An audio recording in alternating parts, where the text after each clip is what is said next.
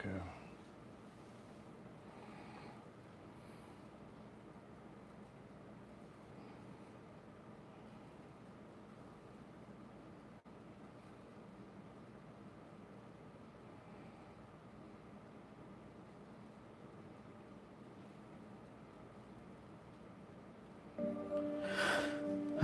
You want to know who you are? You were there, not your great-grandfather.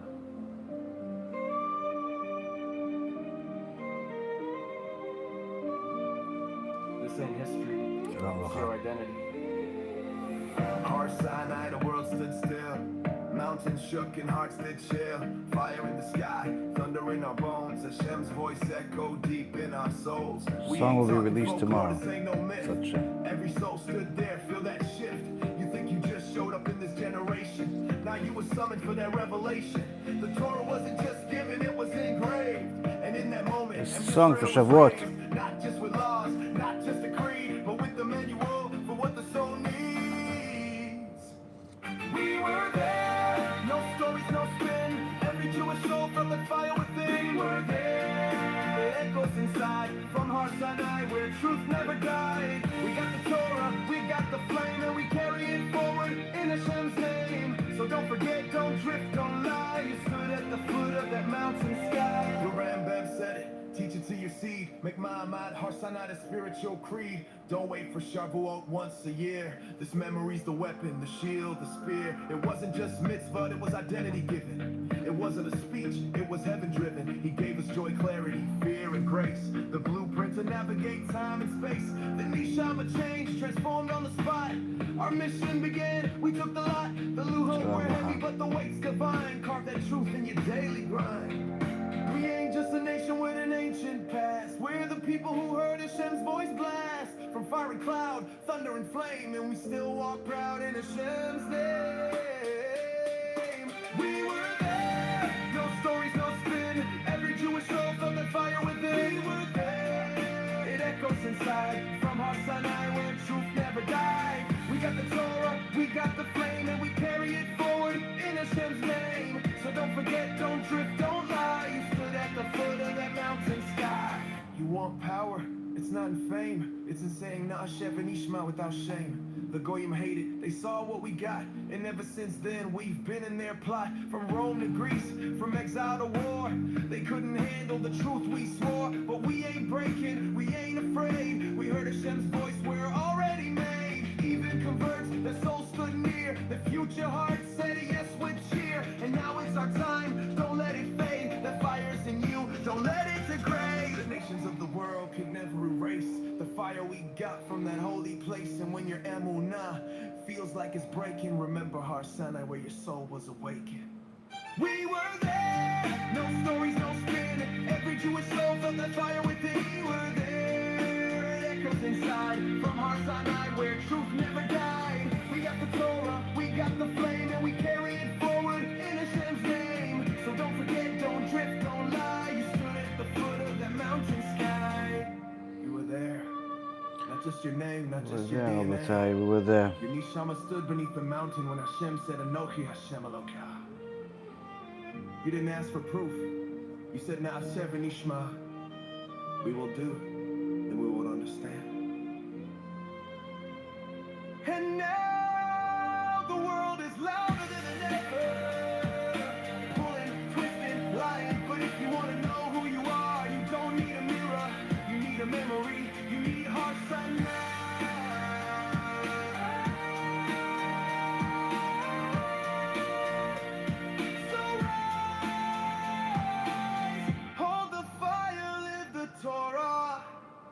No, this is our songs. Tshuva music. And you're still here. Not that kofel. B'Shem Hashem na'aseh v'natzliach. Shiur Torah, Bruchim Habayim. We're back on our Wednesday night. Stump the Rabbi. We're after some Divrei Torah. BeEzrat HaShem. You guys will ask some questions, and BeEzrat HaShem HaKadosh Baruch Hu will give us the answers. Tonight's shiur is going to be for the רפואה שלמה עם הצלחה רבה for Rav Ephraim ben Shulamit, רבנית שרה בת ענת, רבנית לבנה בת שרה, שרה בת לבנה, אבי מורי דוד בן עשריה, אמי מורתי דוריס בת ז'ורה, and all of Am Yisrael and all the righteous Noahis that continue to learn with us, continue to support the organization to the best of their abilities, truly. And BeEzrat HaShem HaKadosh Baruch Hu will bless all of those that donate and support thousandfold, BeEzrat HaShem. Anyone that wants to donate and help us with the campaign we have right now to help feed poor Jews in Eretz Yisrael during this holiday.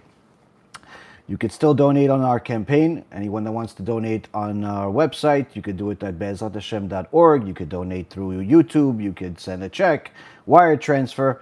You could even transfer stock and Bitcoin and all types of other cryptocurrency, as some of you guys prefer to do. Either way, we need the support. We need a lot of help to do a lot of good. One of the main things that was just announced in the last 24 hours is literally 20 years in the making. 20 years in the making, this Sefer has been. Rav Ephraim worked on it literally for the last 20 years, and it remained unpublished for many years. This Sefer was originally written over 100 years ago by one of Gedolei Yisrael, the Mesameach Eliakim, who was a Dayan in Morocco, in Tveria, and the Av Bedin in Casablanca. He was truly the Hillel of his generation, or as many called him, the Moshe Rabbeinu of his generation. And this is one of his 3 Sfarim, but this book hasn't been printed in probably something like 30 or 40 years, if not longer. And Rav Ephraim wrote an entire commentary, source sheet, and explanations of everything that's in it. So now you could read the Mesameach's Holy Torah with explanations that makes it easier for Talmidei Chachamim to learn this Sefer. Literally, this is a book that if you give it to an Avrech, you give it to somebody that's serious about learning Torah, he'll thank you more than he'll thank you if you gave him $1 million, because it's literally a treasure of all treasures. It has Chidushim on the Torah, Chidushim on Kabbalah, Chidushim in regards to different extraordinary wisdoms of the Mesameach Eliakim. Look him up. You can see a lot of interesting things about him. That's on the Kiruv store. You can get yourself a box for free of 14 books to distribute in your community in Eretz Yisrael, as well as in the US. Also, we have, Baruch Hashem, many of you are smart enough to order as many of these as you possibly can. We're giving out, as Baruch Hashem, a few hundred copies left this morning, and BeEzrat Hashem will arrive at their destinations very soon. The book that's the fighting against Amalek. This is the book that's fighting against Amalek. It's a mitzvah that's fulfilled, that you're not only doing kiruv, but you're fighting Amalek by distributing this book in your community. You could also get a box of these in the Kiruv store also for free, kiruvstore.org. And of course, any of you that can support and help us, as each one of these books costs a fortune, that is a literally unbelievable miracle that we're able to do all of what we've done. We're approaching a little bit over 300,000 books that we've distributed for free, Baruch Hashem, over the last decade that we've been doing this. 300,000 books for free, Rabotai, does not come cheap. But that's available on the Kiruv store. Get them, distribute them, and BeEzrat Hashem, you'll have a lot of zchuyot in your account. So with that being said, Rabotai, last reminder to subscribe to the AI Rabbi. Several of you sent me questions and you give me your confusions because you asked ChatGPT or Claude or some other form of language model on the internet, and it literally drives me crazy that people do not yet subscribe to the AI Rabbi. That's the only one that's consistently going to give you answers from the Torah that are reliable with sources. There was an article that was written that included AI Rabbi as one of the top apps in the Jewish world, Baruch Hashem, about a month ago or so, and actually came to me as a surprise as well. I didn't know that people in the media knew about it as well. Subscribe to that app, recommend it to your friends. You're literally doing people a favor, a big service by doing that. So with that said, Rabotai Karim, we're going to get started. The song you just heard, you'll actually have the ability to listen to if you subscribe to our Tshuva Music channel, whether on YouTube, Spotify, iTunes, and so on. The song will be released tomorrow, BeEzrat Hashem. It's a fantastic song for SHAVUOT, really for all year round. That's going to be available tomorrow, BeEzrat Hashem. And now we're going to get into the Parashat BeHAR. We're starting a new Sefer BaMidbar. Bamidbar, what does Bamidbar mean? Bamidbar means the desert. And interestingly, Rabotai, we're going to title this lecture, He Who Laughs Last, Laughs Best. Success Secrets. Now, people have, I'm sure, that haven't been born in the last 10 years have heard of this old saying, he who laughs last, laughs best, meaning that people could laugh at you, but if you're right in the end, then you get the last laugh. You're the one that's the winner at the end. And it's not a secret that some of the greatest success stories in history, whether it be business or otherwise, are also stories that come from the biggest struggles.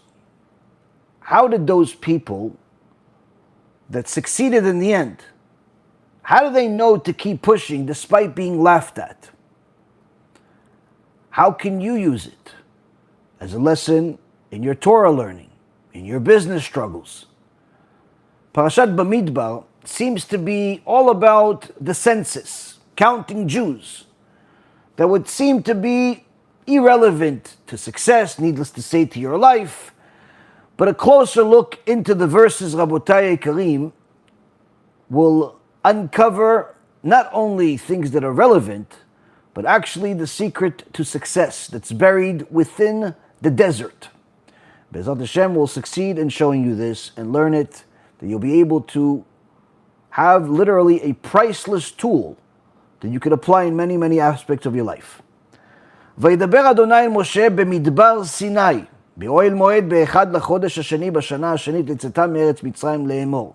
Hashem spoke to Moshe in the wilderness of Sinai, in the tent of meeting, on the first of the second month, in the second year, after their exodus from the land of Egypt, saying, take a census of the entire assembly. So here we see that HaKadosh Baruch Hu is telling Moshe Rabbeinu to take a census. But the Torah is reminding us that this is taking place in the wilderness. Where else is it going to take place? In Taj Mahal? In New York? In Las Vegas? In Tel Aviv? Where else is it going to be? Of course it's in the desert. The whole Torah is in the desert. Why is the insistence that reminding us this is in a desert? Furthermore, the census, we've had a couple of them. What can we learn from those words of the census that can apply to our life, that can apply to our success? Now, Parashat BaMidbar is typically read right before Shavuot. In fact, the sages instituted that at times where we are running behind, if you will, that the last two parashot of Sefer Vayikra will be read a week before Shavuot in order to make sure that Parashat BaMidbar is read right before Shavuot. Why? Why do we need to read it before Shavuot? Well, perhaps, Rabotai, if we look at what Chachamim have said, we'd understand a little bit better. The Gemara in Masechet Reuven, page 54a, says that in Sefer BaMidbar, chapter 21, verse 18, it says, Umimidbar matana, a gift from the wilderness. This is said during the song that Am Yisrael sang. What gift? What is this gift, the Gemara asks? Chachamim say, the gift is that if a person treats himself as if he is the desert, when people keep bothering him, then his Torah learning will succeed. But if he does not, then his Torah learning will not succeed. Treat himself like the desert? Okay, I understand. Bamidbar means desert. Hashem is speaking to Moshe in the desert. Now you have to treat yourself like you're the desert if you want to succeed. Why? Meaning, Rabotai, just like the desert does not require permission or specific conditions for you to enter it. You don't need a green card, you don't need a visa, a citizenship, a toll. You want to go to the desert? BeHAR, enjoy. If you treat yourself like the desert, meaning that when it comes to learning Torah, you'll take advantage of any opportunity, any moment of time you have, and not wait for the perfect conditions where you feel better, where you have enough money, where it's perfectly quiet, the kids are asleep, you are into it, you're interested in it. If you give yourself all of those conditions, you're never going to succeed. But if you treat yourself like the desert, coming and going, any chance you get, then you will succeed. In so many words, determination. Determination. The Mechilta de Rabbi Ishmael further adds, why was the Torah given to Am Yisrael in the desert, in the Midbar? Answer, in order to make sure that no tribe out of the 12 tribes of Israel would claim ownership over it, since it was given in their land, in their section. Hashem divided the land and gave a piece to each one of the tribes. And if the Torah was given in a part that was owned by Benjamin, perhaps Benjamin would say, listen, the Torah is really more connected to me because it was given where we are. Or Yehuda, or Issachar, or Zvulun, or Reuven. So in order to make sure that no one thinks that the Torah belongs to them more than anybody else, Hashem gave it in the desert. Why not Israel? In general, before you divide the land. Says the same Midrash Mechilta, so the nations, the Goyim, would not come with excuses of why they forsook the Torah and ignored it by saying, listen, it was in Israel. We live in, we live in Saudi Arabia. We live in America. So obviously it's not for us, it's in Israel. You gave it in Israel for the Jews. No, Habibi. The Torah is for the entire world to comply with. The Jews have to comply and follow every one of the laws that's applicable to them, and the Gentiles have to follow every one of the laws that apply to them. No one has an excuse, hence the reason why Hashem gave the Torah in the Midbar, in the desert. In fact, in the recent past, I would say 100 years or so, there was a lot of fighting, even more than 100 years, but a lot of fighting between the Ashkenazim and the Sfaradim. And at times, certain Ashkenazim that would claim ownership over the Torah over the Sfaradim. Many of them were surprised that the Sfaradim even have Talmidei Chachamim. When they saw Rav Ovadia, they simply couldn't deny that the sun has risen. And that's also why some of the elders till this day remember the pain they suffered from some of their brothers, the Ashkenazim. But needless to say, when somebody came to Rav Ovadia, one of his shurim, so many words saying, listen, the Ashkenazim feel like the Torah is theirs.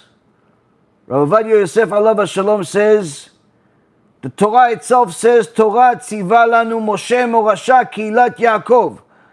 The Torah that was commanded on us was given to us by Moshe Rabbeinu to Kilat Yaakov. It says Kilat Yaakov. Yaakov is also another name for Israel. It doesn't say Kilat Yankale. It says Kilat Yaakov. The Torah is for all of Am Yisrael. Ashkenazi, Temani, Sfaradi, Litai. It doesn't make a difference. It's for all of Am Yisrael. Hashem gave the Torah in the desert to all of Am Yisrael. And in fact, the entire world has to follow it. The problem that people have is that they don't put themselves in a desert. When it comes to learning Torah, they want it to be under certain conditions. They want it to be in perfect mood, perfect physical shape, perfect financial situation, nobody bothering them. But unfortunately, that just never happens. Furthermore, the Torah tells us about a census. A census. What does counting have to do with anything? But if you look at the Hebrew words that are used in the Torah, Hashem says, Seu et rosh kol edat bnei Israel. Seu et rosh, which translates to take a census, count every head, also literally means lift up the head. Meaning, get the leaders. The leaders of the tribes, the leader of a family. You that's watching right now. Seu et rosh. Let them know that if they follow the Torah, they'll be the rosh, they'll be the head, they'll be the success story. If they don't, they'll lose their head. Hashem Yirachem. In the census we have the names of the leaders. Some that chose to go in the way of Hashem, and some that did not. For the tribe of Shimon, we have Shlumiel ben Tzuri Shaddai, which the Gemara tells us this is Zimri ben Salu, as we'll learn in Parashat Balak later on in the Torah. He was the guy that was over 400 years old and did not like that Moshe Rabbeinu was given the death penalty to people that violated the Torah that were part of his tribe. So he decided he's going to show that he's more powerful than Moshe. And he ended up grabbing the Goya, Cosby, in order to change people's perspective, because he wasn't happy with what he had. He wasn't happy not being the leader of all of Am Yisrael. On the other hand, we have, for the tribe of Yehuda, Nachshon ben Aminadav. Nachshon ben Aminadav didn't look to be the leader. But when he saw that Am Yisrael was afraid to go right, to go left, to go back, to go forward at Yam Suf, because behind them were the Egyptians, chasing after them to murder them. On the right and left, there was enormous snakes and scorpions that the Midrash says were bigger than people. The scorpions were bigger than people. Something terrifying, the worst nightmares couldn't size up to it. Hashem specifically put these things there in order to make sure that He leaves one option for Am Yisrael. We're going to the water, but nobody knows how to swim. So everyone's afraid. What are we supposed to swim across Yam Suf? Nachshon ben Aminadav knew that HaKadosh Baruch Hu always does good, even if it looks impossible, even if it looks like it's a certain failure. And he went into the water first to the point where he himself started drinking the water from drowning. That's how much he believed in Hashem. And he not only brought the merit to Am Yisrael where Hashem split the ocean, but he also merited being the one out of the tribe of Yehuda where Mashiach ben David is going to come from. So on one end, Shlumiel ben Tzuri Shaddai wasn't happy with his share. Wanted more than what he had. Didn't like the conditions. Whereas Nachshon, the polar opposite. He had complete bitachon in HaKadosh Baruch Hu. He knew that Hashem is right, even though it looks like he's wrong, chas v'shalom. He knew that the Erev Rav were laughing at him. laughing at Hashem, laughing at Nachshon, laughing at Moshe. But he got the last laugh. So we see that there is a certain pattern forming that the Torah is trying to tell us here. Much more than counting names.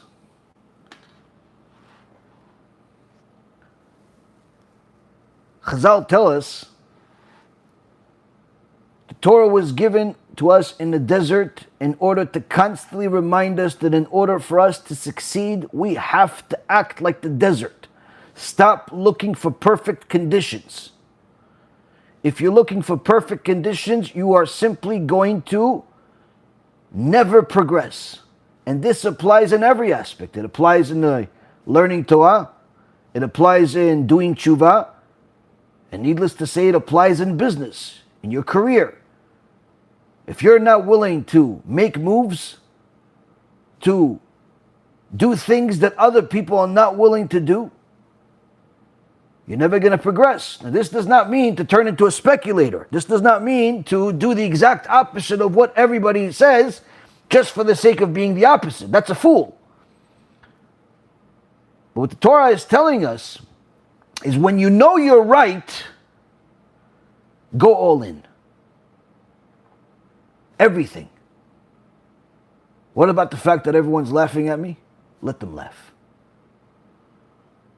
But most people don't act that way. Most people say, no, listen, why don't we just change the conditions? Changing the conditions is not going to improve the desert. It may ruin it. There was a rich man that came to Rav Steinemann. Rav Steinemann was kadosh, tzaddik, lived in a house that literally, if the walls can talk, just going to that house, you get the musar of your life. A rich man came to him and said, Kvod Rav, I have an idea. I want the Rav to give me the 10 best avrechim. I'm going to start a new kollel for those 10 best avrechim. Well, why do you want to do that? Well, my plan is that I'm going to build the fanciest, most luxurious kollel that ever existed, where each one of these avrechim is going to become rich. I'm going to give them houses full of luxury, cars, drivers, full of the food is going to be available at all times in the kollel. All of their needs and desires will be met so they can learn Torah with complete comfort. Rav Steinemann says to the rich man, no, this I do not agree to. Why not? I mean, people are collecting money for the kollels all the time. We need money for our kollels in Eretz Yisrael. Everybody needs money for their kollels. This guy's not just offering money for the kollels. He's going to build a kollel, and the kollel is going to be a multi-million-dollar establishment. Why not? Says Rav Steinemann. The Gemara in Masechet Nedarim, page 81a, says, be careful with the children of the poor Jews, because from there is where the Torah will come from. Meaning that if you give all of these luxuries to these avrechim, then we will all lose out of the Torah that will come from the struggle that creates Torah for them. Basic needs, sure, give it to them. But luxury, that'll ruin their Torah. Learning Torah cannot be attained if you have conditions. where you have to study at a specific weather, time, location. You have to act as if you are in a desert. Whatever you have, you have. One size fits all, as is. All types of different terms we're all familiar with. The Admor of Piacenza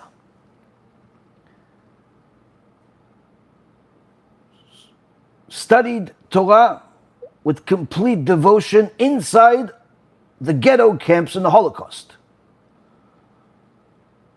To such an extent that he would give his food, the minimal food the Nazis, Yimach Shemam V'Zichram, gave, he would give his minimal food that he had to other Jews in return for paper. He needed paper. Why did he need paper? To write his Chidushim. Inside the Holocaust, he not only learned Torah, but he wrote a sefer called Esh Kodesh, full of extraordinary levels of Torah beyond comprehension, where in later years he would thank HaKadosh Baruch Hu for the struggle of the Holocaust that he suffered, because it brought Torah from within him that could not come otherwise.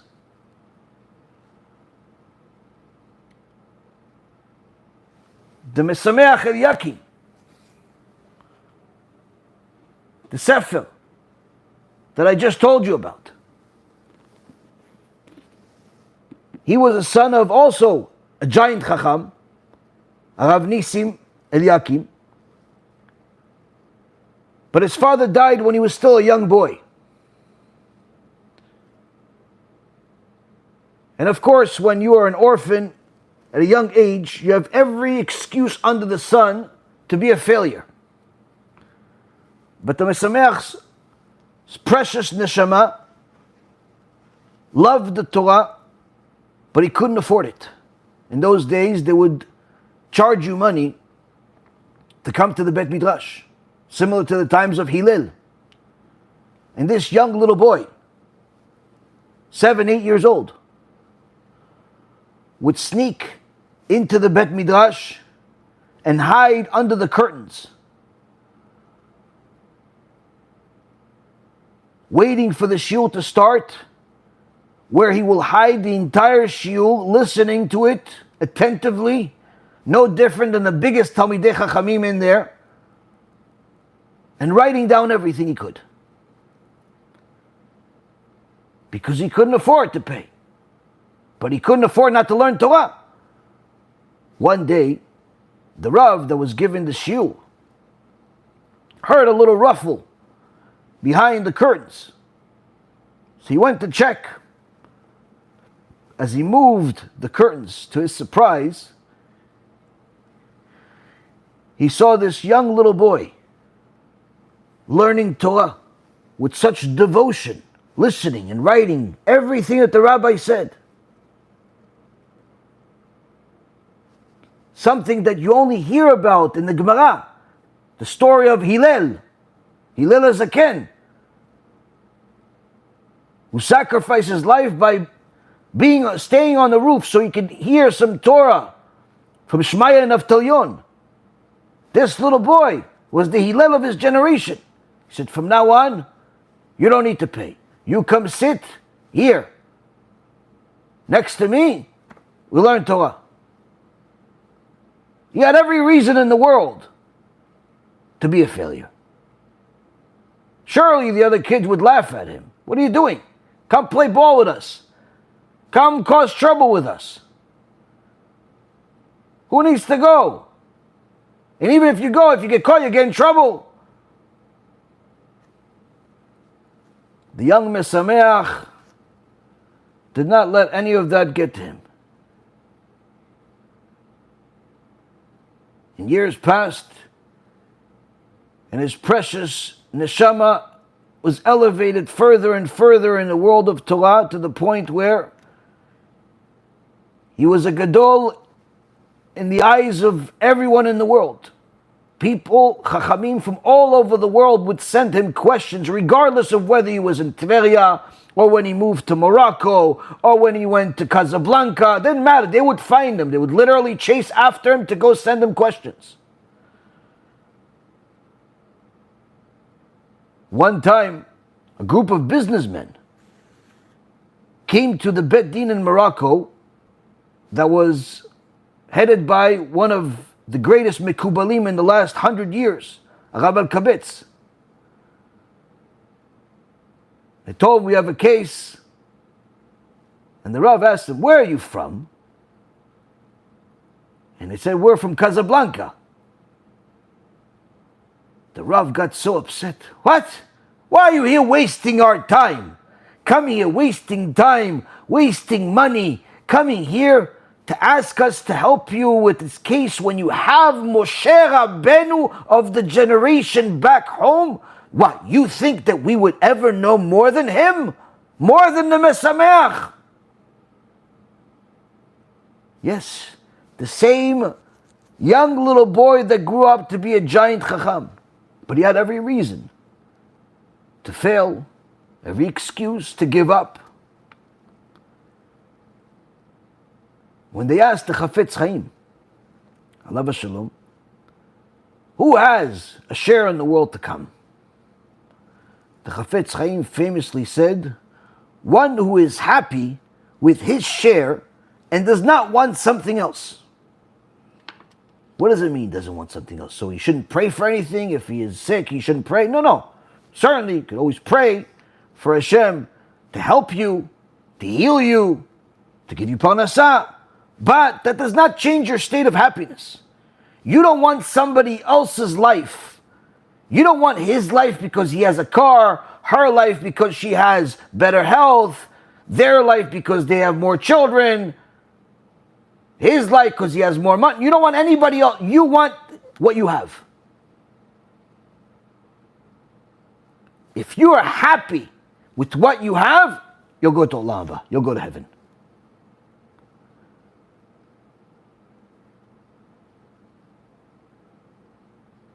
In a sefer that just came out called Lev Ne'eman. Lev Ne'eman, the sefer that was the journal of Arav Meir Mazuz, alav shalom.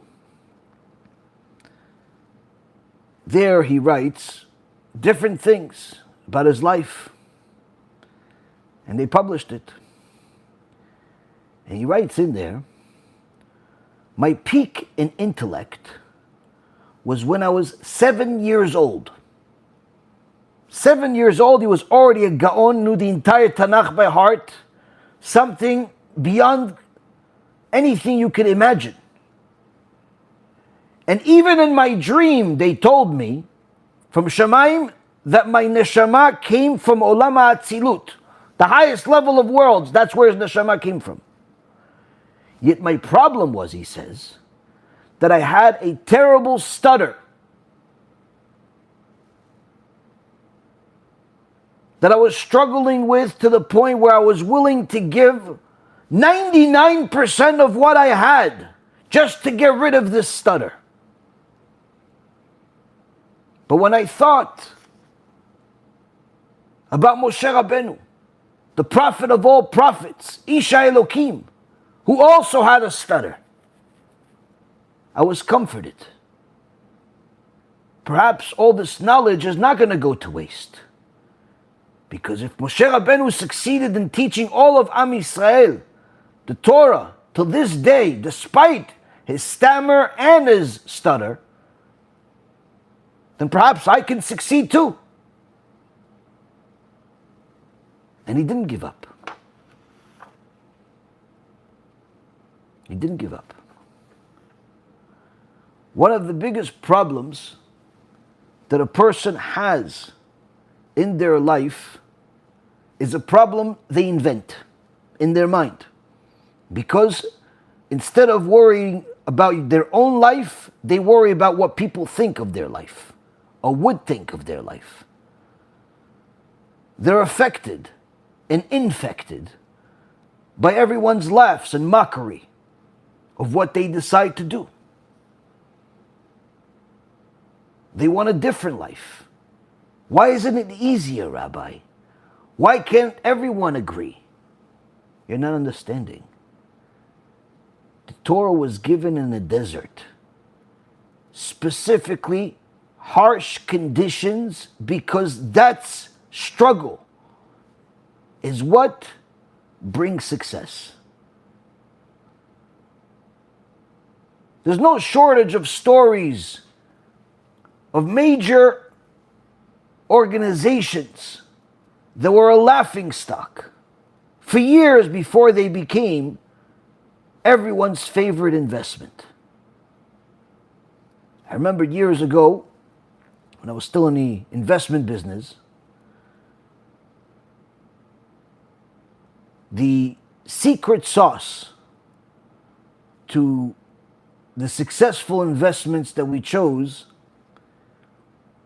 was looking for what everyone hated, but for the wrong reason. We didn't just want garbage. We weren't sanitation department.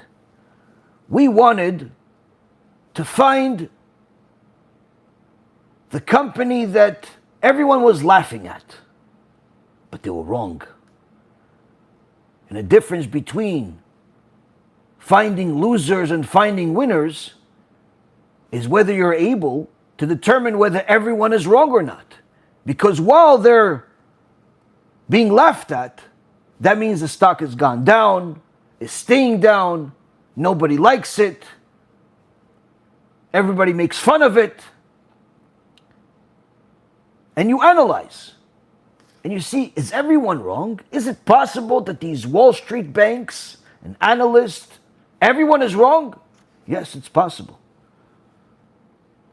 I remember the first big deal that we did was a company called Nextel. At the time that we were looking at it, we saw that this company had a unique technology that was very special for those times, where it was not only a cell phone, but also a walkie-talkie. And everyone was laughing at them. Why would anybody want a walkie-talkie? Just call the guy. This company's not going to last.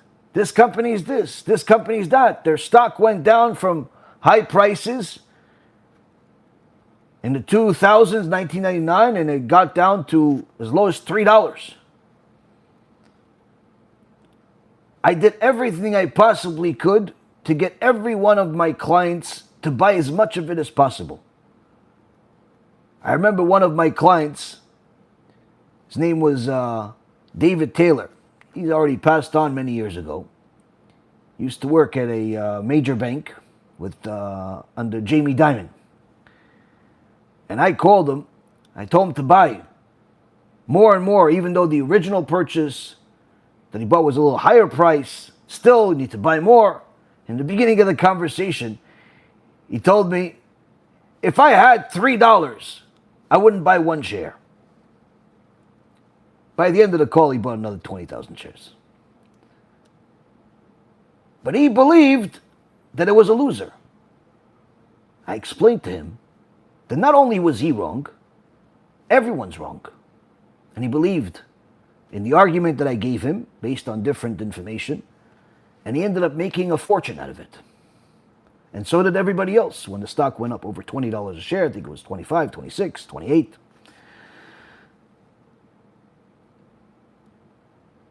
After that, there was another company that was a subsidiary that, again, everyone laughed at because it was a company based out of South America, not exactly a prospering area.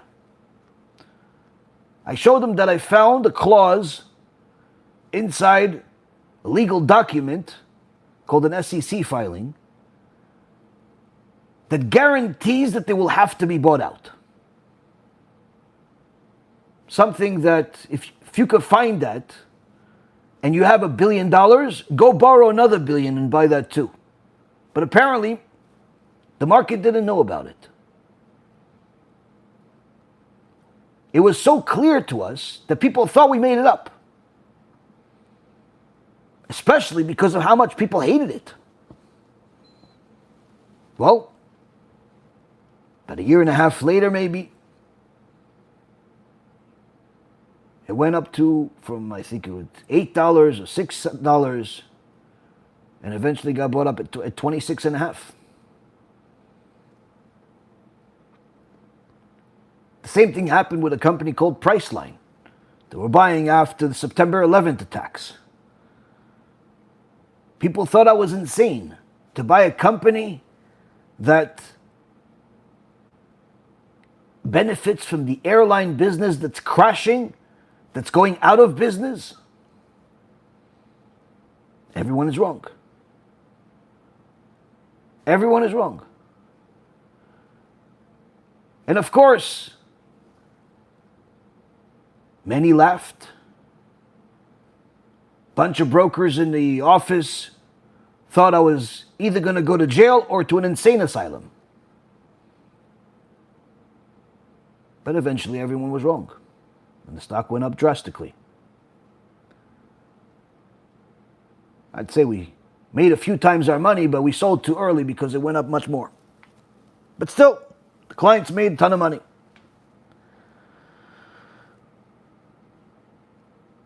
Towards the end of my career, I had millions and millions of shares of a company the whole world has hated for years. I told my people that were working for me,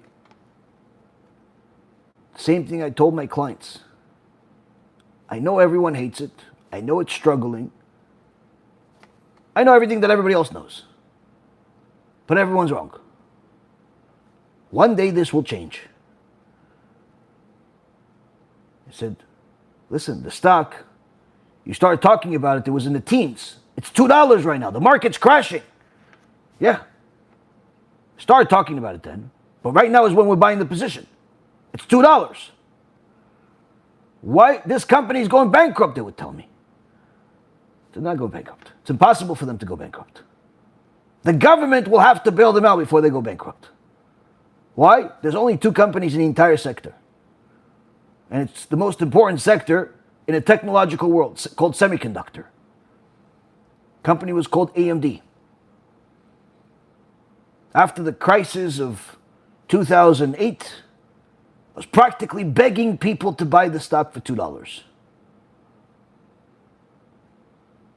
Some people listened. If they held on to the stock, it's over $100 a share now. If I was still in the business, it'd be worth over $1 billion for me. But again, Baruch Hashem, Hashem didn't keep me in that business. But He showed me that just because everyone is laughing doesn't mean they're right. In the past couple of years, or a year or so, somebody asked me about something, and I told them to make an investment. But everybody's laughing. Let them laugh. They're wrong. How do you know? I also do research. I also look at things. I also know a few things. Well, long story short, it went from being what everybody hates to one of the most beloved companies on the planet. And the person made pretty substantial fortune. And this has happened multiple times over the years. Not to tell you that everything I ever bought or recommended worked out. That's not possible. But rather to show you that just because everyone is laughing does not mean they're right. The key to success, number one, is to find out if you're right. Do every analysis you possibly can.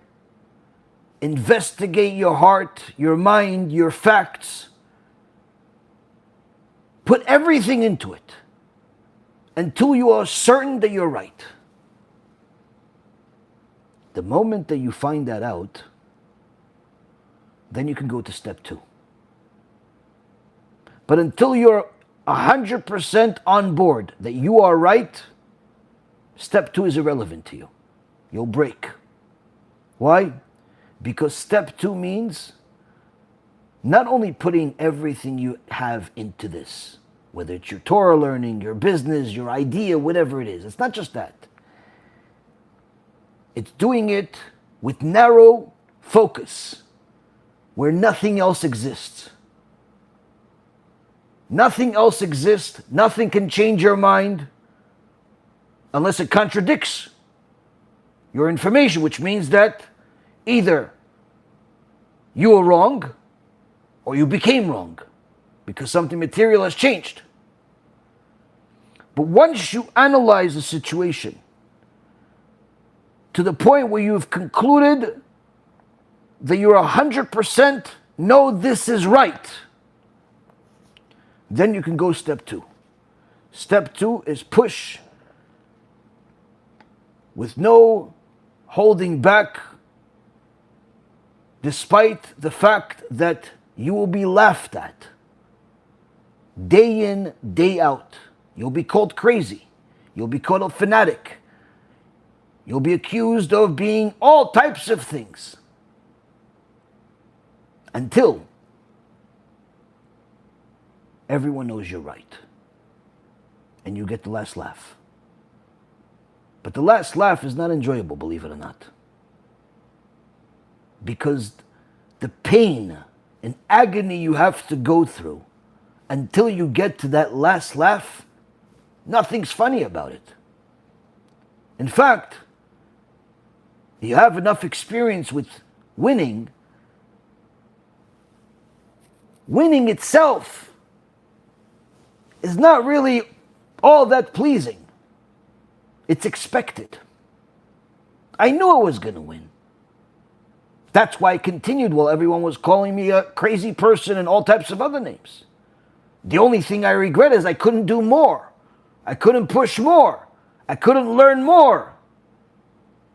That's the only regret. Now everybody wants to jump on board. But it's too late.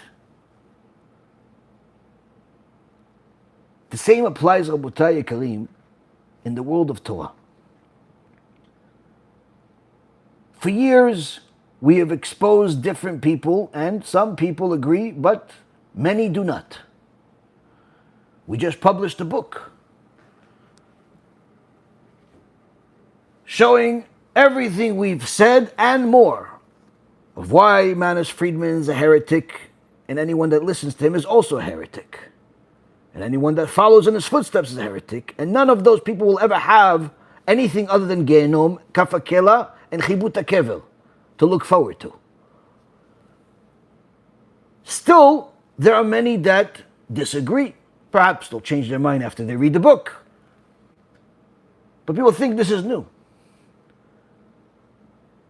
Out of the 3 works that the Mesameach Eliakim published in his life, although there are many of his SHAVUOT and other people's books, the letters that he wrote them, they used for their books, but he himself published 3 works.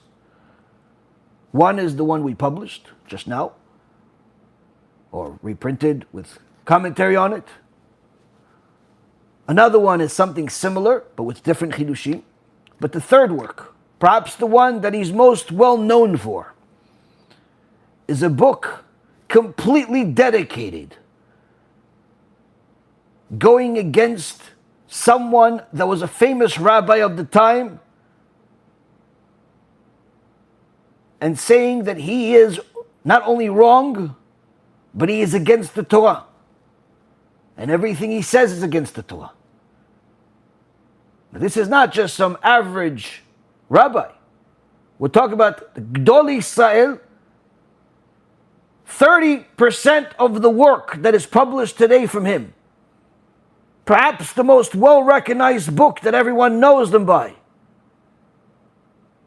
was solely devoted to go and expose a mistake.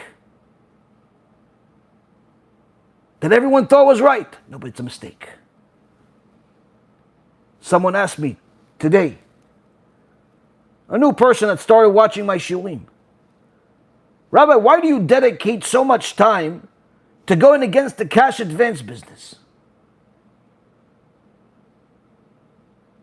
So I told him, it's because if you watch my film called Orga News, in there's a section about the cash advance business, where I bring historical proofs that the proxy behind virtually every pogrom or Holocaust that Am Israel has had was lending money with high interest. Call it cash advance, call it loan shark, call it whatever you want to call it. Cash advance is not a new thing, it's just a new name. All of the anti-Semites that were looking for an excuse to kill Jews in mass used the cash advance as a reason to kill Jews. Whether it's in the time of the Romans, the Greeks, the Spanish Inquisition, the disaster that happened in England in the 1100s, in Morocco, in Poland, in Germany, Holocaust, every one of these, if you look into the facts, the stuff that most people don't want to look into or don't have time to look into, if you look into the filings, into the legal documents that most people don't even know what they're called, you'll find the constant excuse, not justifiable, but needless to say, a proxy, an excuse that Amalek used to justify their murder of Jews was the mistakes that Jews made by charging high interest with loans they gave to the Goyim, to the point where their loans were predatory. This is exactly what's happening now. We've been screaming fire for 5 or 6 years against that business. And although, Baruch Hashem, many people have left it, many people have become aware, unfortunately the business continues to grow, the industry continues to grow, and people continue to literally destroy people's lives while laughing on their way to the bank. And as I told that young man, everything that happened to Am Yisrael in the past is what this business is going to bring in the future, which doesn't seem to be too distant from now. So when I see fire, I yell fire, even if no one else is paying attention, or if everyone calls me crazy. You see, Rabotai Kareem, once you have an absolute certainty of truth, it cannot be undone. Once someone that's blind is able to see for a moment what the sky looks like, even if he goes back to being blind again, he will never be the same. If he was born blind and for 30 years did not see anything, doesn't know what color is, doesn't know what shade, doesn't know. You tell him blue, red, that has no idea what it is. But if you gave him the ability to see for even a moment, and he looked at the sky, and then he went back to being blind, his life will never be the same, because until that point that he saw the truth, his suffering was limited. He didn't know what he was losing out on. Once he saw the truth and it was taken away from him, life becomes unlivable. He can't live with himself. How could I be losing on that? When you are certain of what the truth is in the Torah, it's not a question of whether you're going to fight for it or not.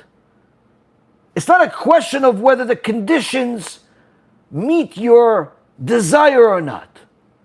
Let it rain or shine, let it be a desert or some type of paradise. It's irrelevant. That's where the truth is. That's where the truth is. And I can't live without it.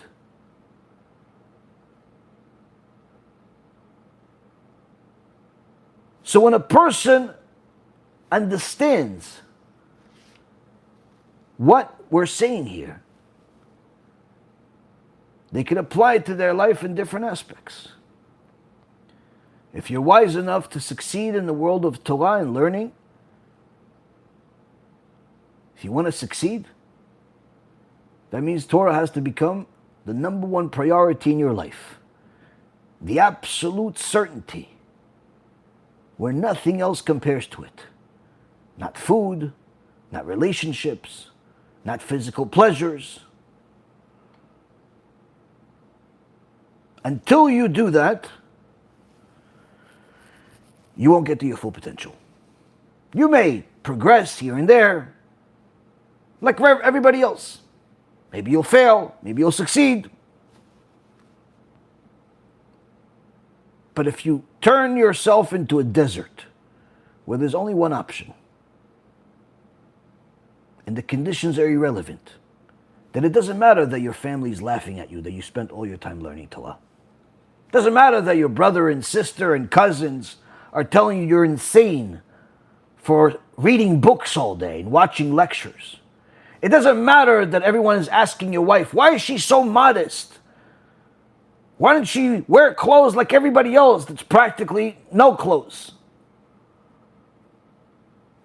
These things don't become confusions. You're not confused by what people say. They call you crazy. You have no idea what they're talking about.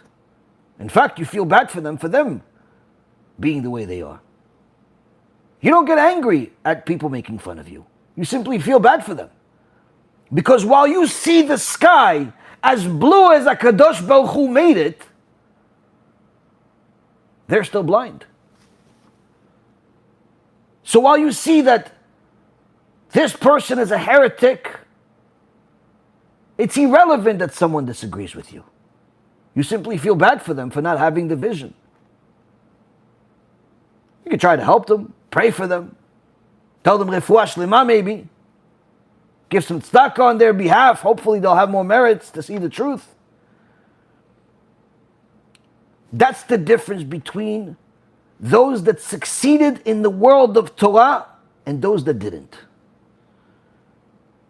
Gdolei Yisrael did not become giants because of their memory skills or because of who their father was or because they grew up in a religious family or because they had perfect conditions. It's quite the opposite.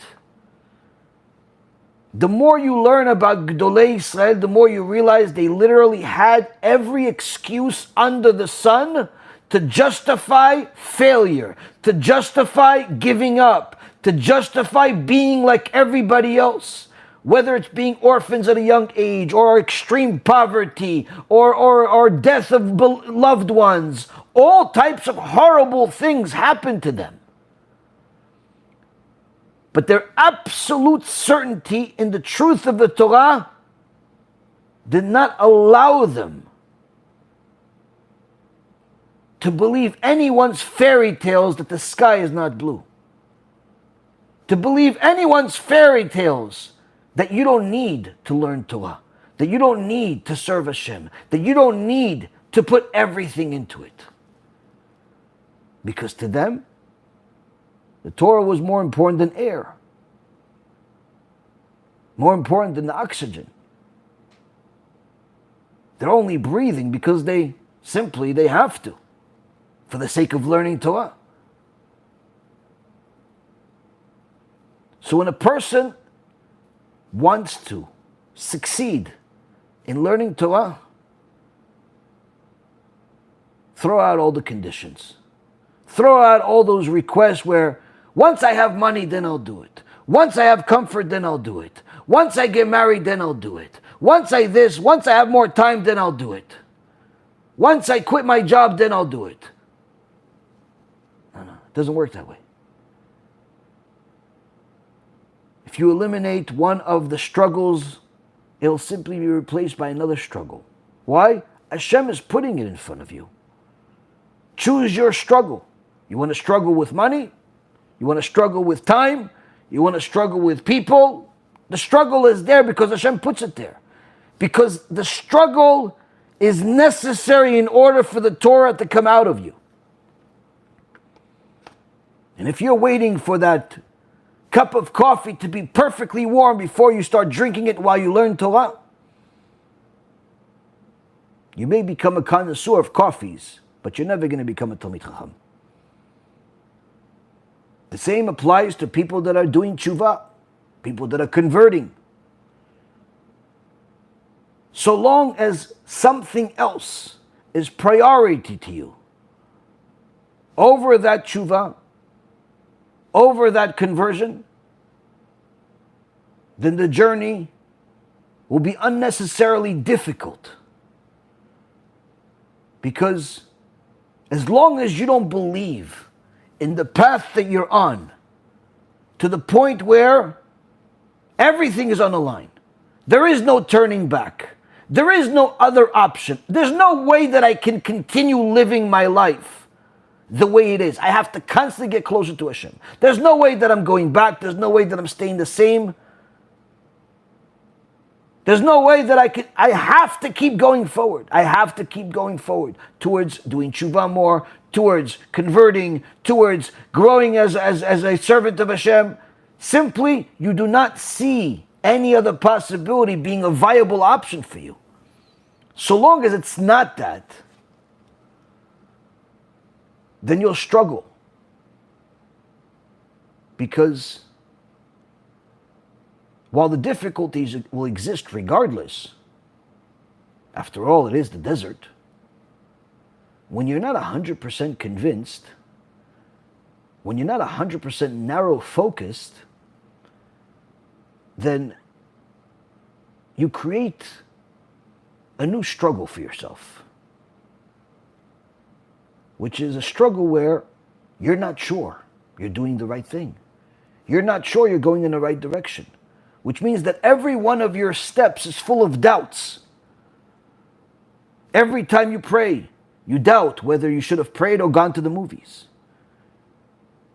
Every time you do a mitzvah, you doubt whether you should have done that or perhaps hung out with your friends. There's always a doubt. And that doubt is Amalek waiting for you to break. The person that's narrow-focused, completely certain and sure that doing tshuva, that getting closer to Hashem is the only option. Sure, they have difficulties, whether it be financial difficulties, relationship difficulties, all types of difficulties that happen in life. But none of those make them question their path. Because they're sure they're going in the right direction. And they realize that the path has bumps in it. That's the desert. The same concept happens in business, in investments. If a person wants to succeed, it's of absolute necessity to arrive at a point of certainty as soon as possible. Sometimes you can't arrive at that point of certainty on day one. Most of the time you can't. But it's paramount for a person to arrive at that point of certainty as soon as possible, where nothing would ever put a question in their mind. They've checked out every possible idea, thought, possibility, conflict, rebuttal, whatever there is, and they know for sure this is the way. This is the way for me. This is the path for me. That's where I'm going to put my time, my money, my research, my efforts, my abilities, my everything. And if the situation presents itself and people continue laughing at me, I'll capitalize on it and do even more. Yeah, well, maybe you're wrong. If that's in your mind, that means you're not certain. If you think maybe you're wrong, that means you did not arrive at a point of certainty.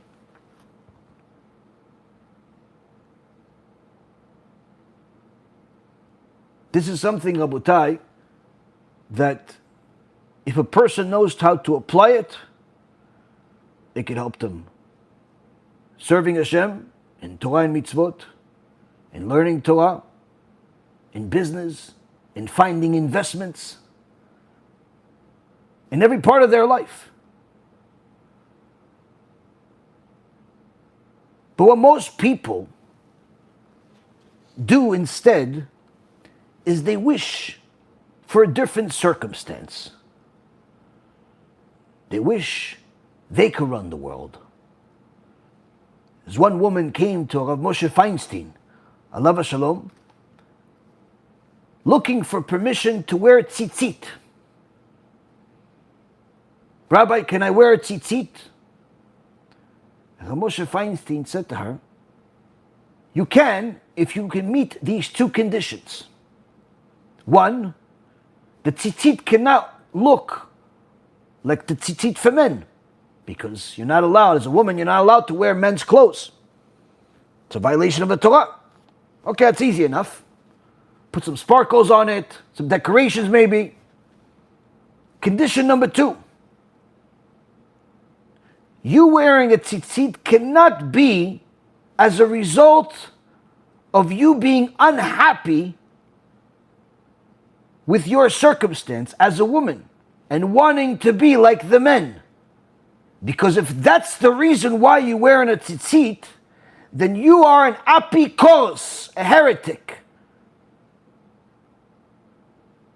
Because by thinking that your situation was supposed to be better if you were a man, or you're supposed to be better if you can have the same thing as men, or would be better if you lived somebody else's life, or would be better if you were born at a different time, or would be better if you were born to a different family, or would be better if you had his car and her wife and his this and had that, it would be better. That means you think that Hashem makes a mistake, or worse yet, you think you're smarter than Hashem. Either way, that makes you an apikos. That makes you a heretic. Then at that point, there's no point of you wearing a tzitzit, because you're going to Gehinnom regardless. And that's what Rav Moshe Feinstein said. Many times people want a different circumstance. What if I was born here? What if I was born to a religious family? What if I was smarter? What if I this? What if I that? But you won't see Gdolei Israel battling that same thing. Rav Mazuz wanted everything in the world of Torah. And he did not let the stutter that caused him a lot of suffering to stop him from it. And eventually, not only did Hashem allow him to grow in Torah and to grow in teaching Torah, but he literally brought light to the world, has the biggest kollalim in the world, biggest yeshivot in the world. Torah empire that he built. Despite the stutter. Moshe Rabbeinu had a stutter, had a stammer, had every excuse under the sun to run away from all of the responsibilities. But he didn't. He didn't. The Admor Piacenza had perfectly logical excuse not to learn Torah. He's in the Holocaust. People are being murdered left and right.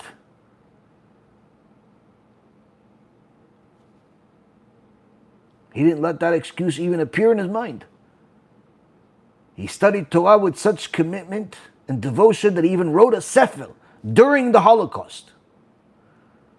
And we're not talking about sefer or books of some nice stories about something that happened 1,000 years ago. We're talking about the highest level of Torah. type of sefer. Gdolei Israel had endless struggles, but they did not allow any of those to change the truth that was as clear as the sky to them. Lastly, I would tell you this.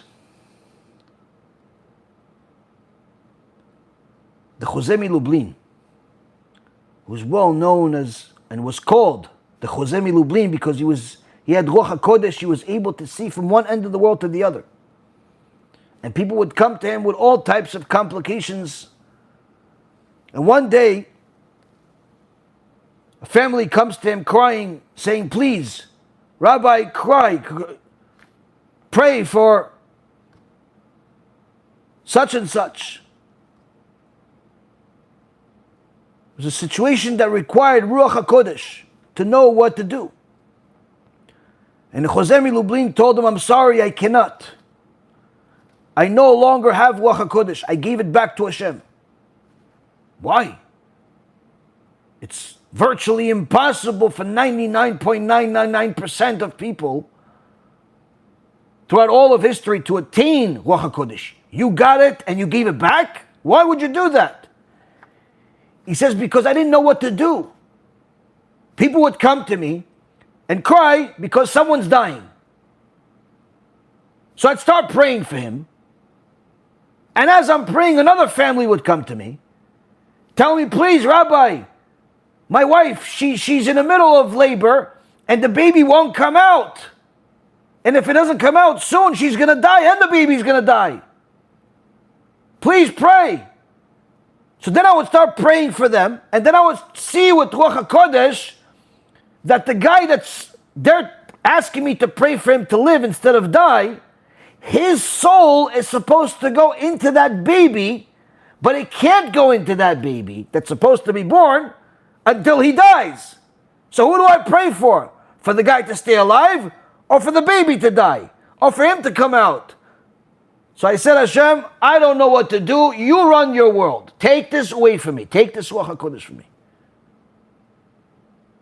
Rabotai Karim, the more you understand that you don't understand, that Hashem understands, that He knows. He's the one that's putting the bump in the road. He's the one that's making the weather difficult in the desert. He's the one that's giving you all of the obstacles because that's the perfect solution for you. And what you need to have is not a different life, not a different situation. Rather, absolute certainty of the truth that you're willing to put everything on the line for it, to the point where it doesn't matter that everyone's laughing at you, because you know that in the end, only the truth will win, and you'll get the laugh at the end, the last laugh, even though it won't be funny, because you knew it was true the whole time. It's just simply an expectation of the inevitable. This, Rabotai, is some of the things, some of the tidbits that we learned from this parasha. BeEzrat HaShem, it helped you as much as it helps me. And now, Bechavod, ask your questions. BeEzrat HaShem, HaKadosh Baruch Hu will give us the answers.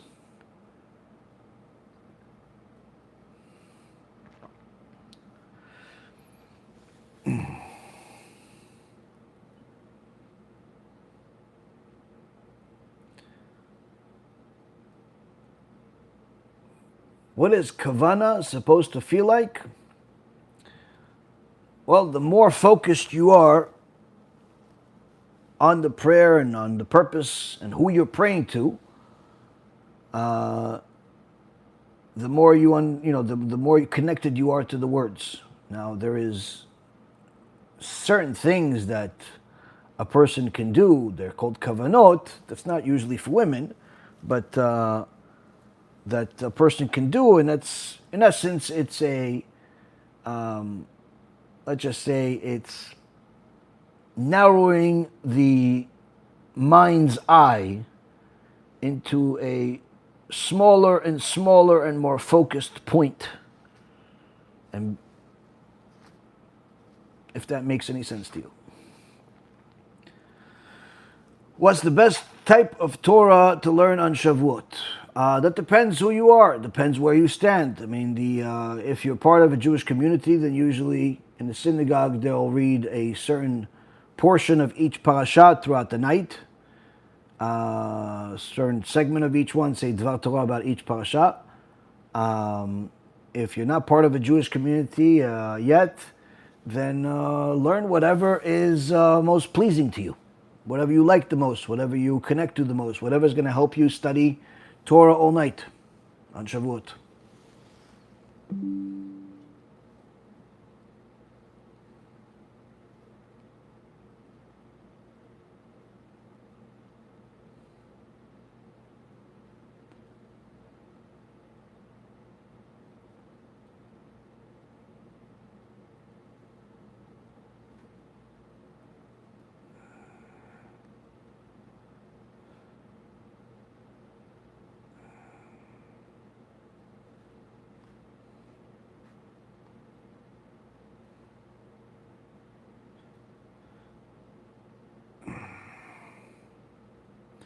Someone told me that if you don't intend to hear any curses, if you hear one by accident, it doesn't affect your neshama. That's correct if you don't intend to hear it, but it depends. But you have to make sure that you know that what you're doing. You're not expecting to hear it either. Meaning, if you listen to, let's say, rap music that's full of curses. So you know that there's going to be curses in it. So even if you don't want to listen to those curses, since you know with the certainty that you'll hear them, then certainly it's not good for you. But if it just happens without you expecting it, then yeah. Am I allowed to download books from websites that have free books for download? If it's not allowed, should I get rid of those that I already downloaded? Well, if it's free to download, then yes. They made it free to download for a reason. But if you made it free by cracking some type of code or something, then that's stealing. Then it's a problem.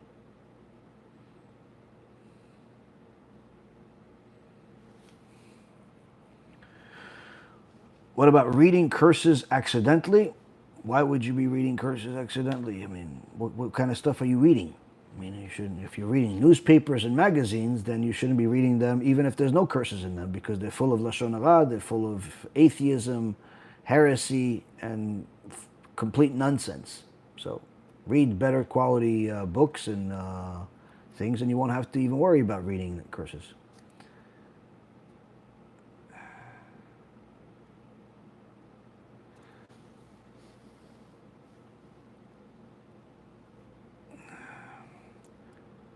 How do I get... Hold on, the questions are moving.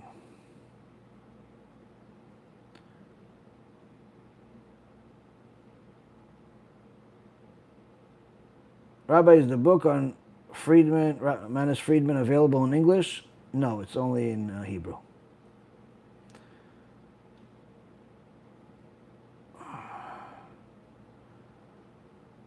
How do I get a Jewish husband, Rabbi? Well, if you are Jewish, then you shouldn't have an impossible time finding a Jewish husband. Just go to the synagogue, meet some more people that could help you find a husband. Meaning, meet more women if you're a woman, and meet more men if you're a man, and try to see if anyone has a recommendation for you. You can also use a shatchan, which is a Jewish matchmaker.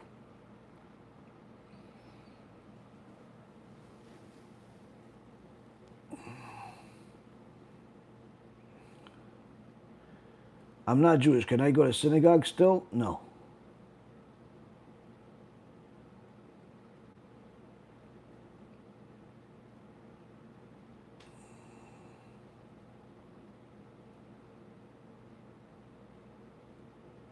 How do I forgive myself from a mistake? Simple. Commit to not repeating the mistake, and know that you can't do anything about it since it's already been made. And the only thing that you can do is the best you can today in order to make tomorrow better. There's no point of harping on the past. There's no point of crying over spilled milk. It's already spilled. And the only thing that crying over it and being upset over it is going to do is lead you to make more mistakes. So it's better to focus on committing to not repeating the same mistake and doing everything possible not to repeat it.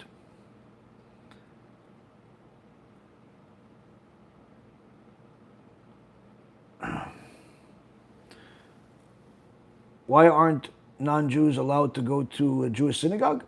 Well, if it's an Orthodox synagogue, which is the only version of Judaism that's true, then the synagogue is not going to be very welcoming to non-Jews because they will be afraid that there's going to be intermarriage and assimilation and all types of things that are antithetical to a Jewish life. So if the non-Jews would come and sit next to the Jews in the synagogue, then within a relatively short period of time, they'll develop relationships and could end up leading to intermarriage, which is bad for both of them. So if you like the Judaism so much, then you could convert to Judaism. But if you just simply want to be next to the Jews, then do it outside of the synagogue, not at the time that they're serving Hashem, praying, and learning. You could do business with them. You could, befriend them, but there's no reason for you to be part of their religious servitude.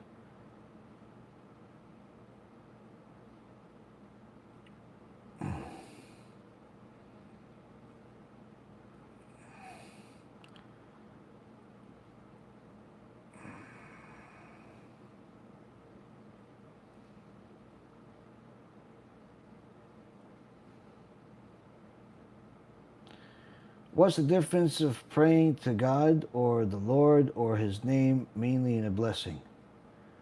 Well, there's different ways that Hashem connects to us, and each blessing that the Chachmei Knesset HaGdolah, the sages of the Great Assembly, each one of the blessings they instituted, they knew exactly which gates in Shamayim are open at which specific times of the day, and which specific words are required in order to make specific sounds in order to connect to specific vessels, which also includes certain names that are utilized for Hashem. And in fact, the Ramchal writes also that the different angels that you use their names in different teachings and learnings and kavanot, and the reason why Hashem allowed this to happen is not because we're serving the angels or we're praying to the angels or anything like that. It's because in essence Hashem created His world with certain opportunities or certain gates that are opened, certain vessels. And in so many words, different holy names open different locks. So just imagine it that there is a unlimited amount of doors in order to reach different blessings from Hashem. But these doors all have different keys. Sometimes the key is the traditional blessing. Sometimes the key is a blessing that uses a different wording than traditional. Some blessings are longer, shorter, different times of the day, different times of the year.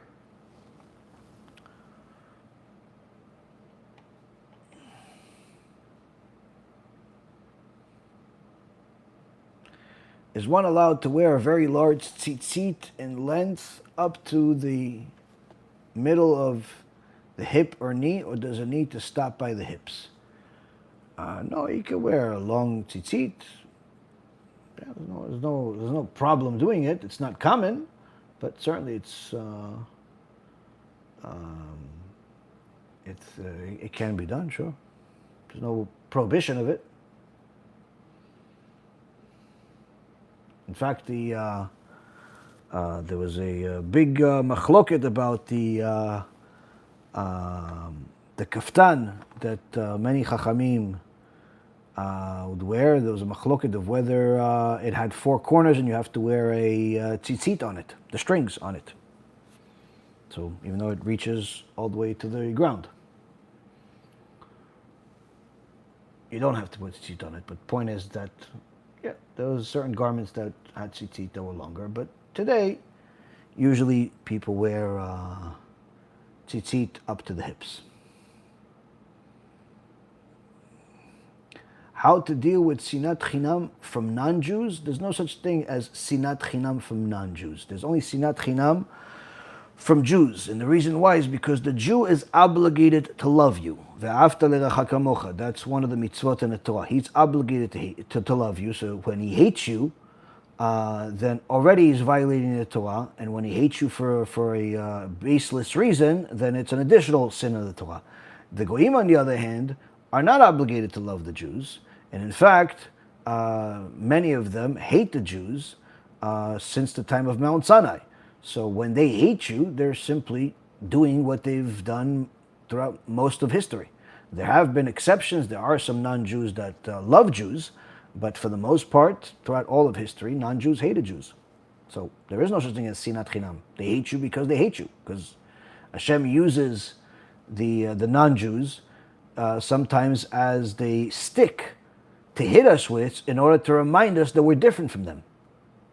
Just imagine that despite the anti-Semitism in the world before the Holocaust, intermarriage was over 80% in Germany. Jews were marrying Gentiles left and right. Today, there's extraordinary anti-Semitism, and despite that, there are many Jews that marry Gentiles. So despite the hatred by extraordinary amount of non-Jews, especially as we've seen the last couple of years after October 7th, where a lot of hidden Amaleks showed their true colors, many Jews still intermarry and still don't see a difference between them and non-Jews, and many times even convert to the religions of the non-Jews.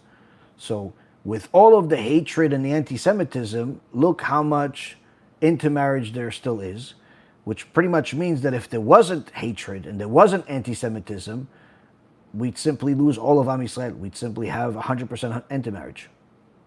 So that anti-Semitism, that hatred, that prejudice is actually a tool that Hashem uses in the world in order to preserve Am Yisrael and remind us that we are different from them. And sometimes getting punched in the face with an awful remark by one of your coworkers that's anti-Semitic is what you needed in order to remember that you are from 2 different nations.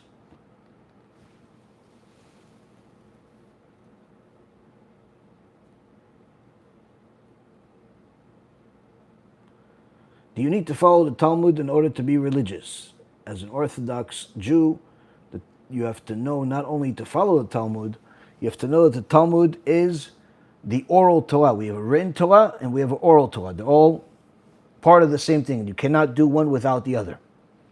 You cannot understand the written Torah without the oral Torah, because the details of the mitzvot of the written Torah are explained in the Talmud.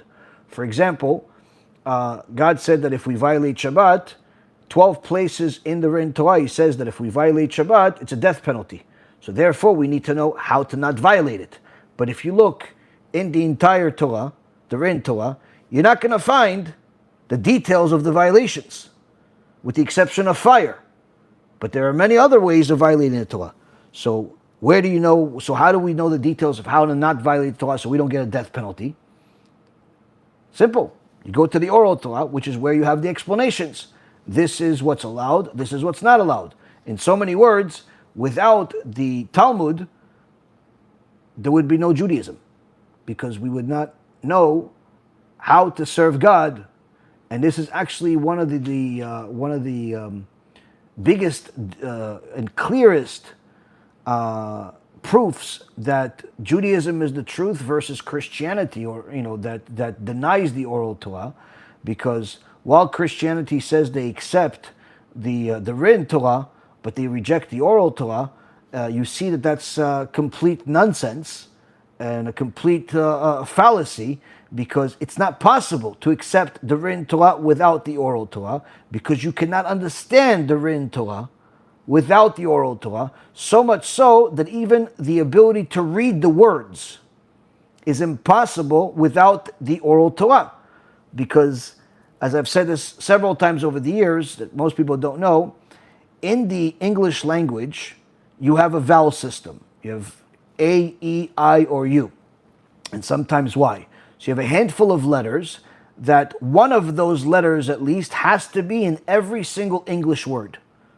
One of these letters, A or E or U or O or Y, one of these letters has to be in every word. Why? Because they're foundational letters that have to be in every word in the English language, and the same thing goes for other languages.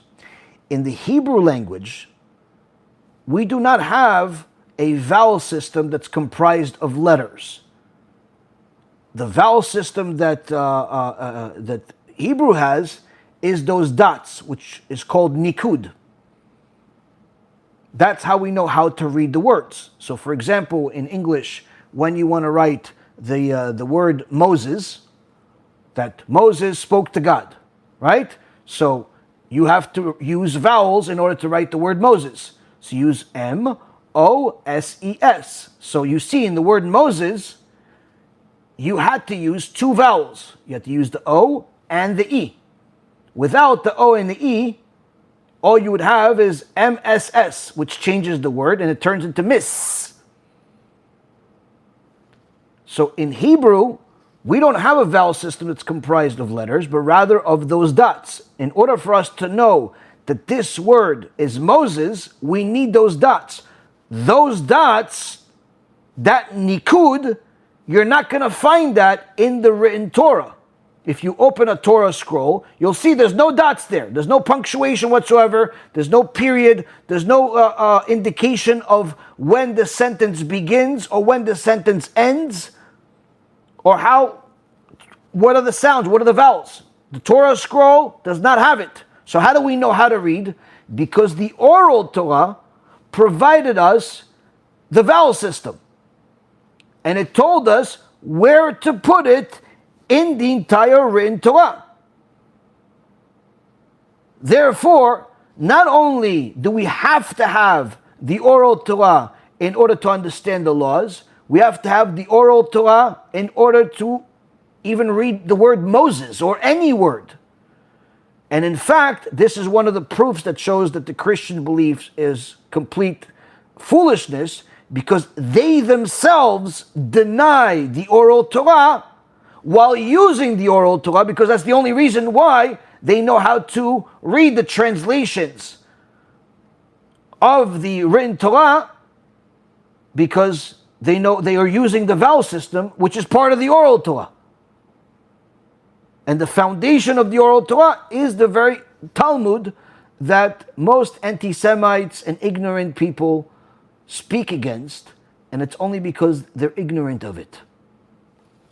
But once you understand what's in the Talmud, beyond what the anti-Semites like to highlight and misrepresent, you realize how fundamental it is to the entire Torah, not just for the Jewish people, but for every religion, because the Christians and the Muslims also say that they believe in the Torah and that their books are, in essence, a continuation of the Torah.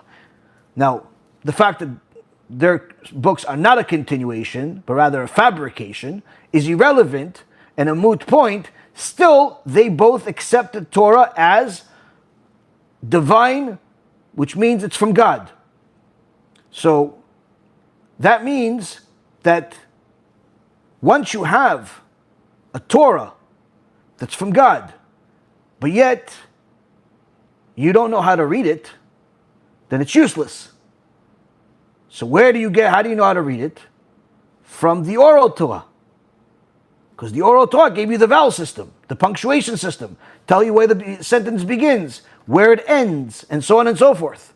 So it's a beautiful thing when you learn more and more Torah and you realize how clear the truth is, because it also makes falsehood, like Christianity and Islam and all the other beliefs out there, also more clear.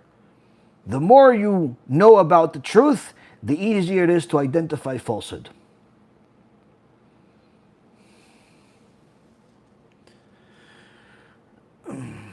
Why is there a minhag?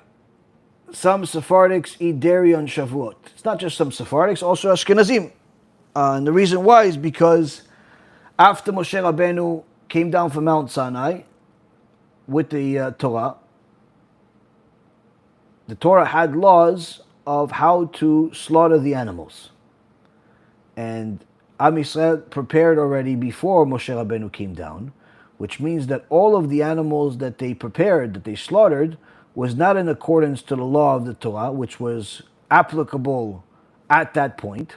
And therefore, all of those animals were deemed non-kosher, so they could not have meat, and they ate dairy. This is one of the explanations of why we eat dairy on Shavuot. It's not an obligation to eat dairy on Shavuot. It's simply customary to do so. But it's both Ashkenazim and Sfaradim, not just Sfaradim.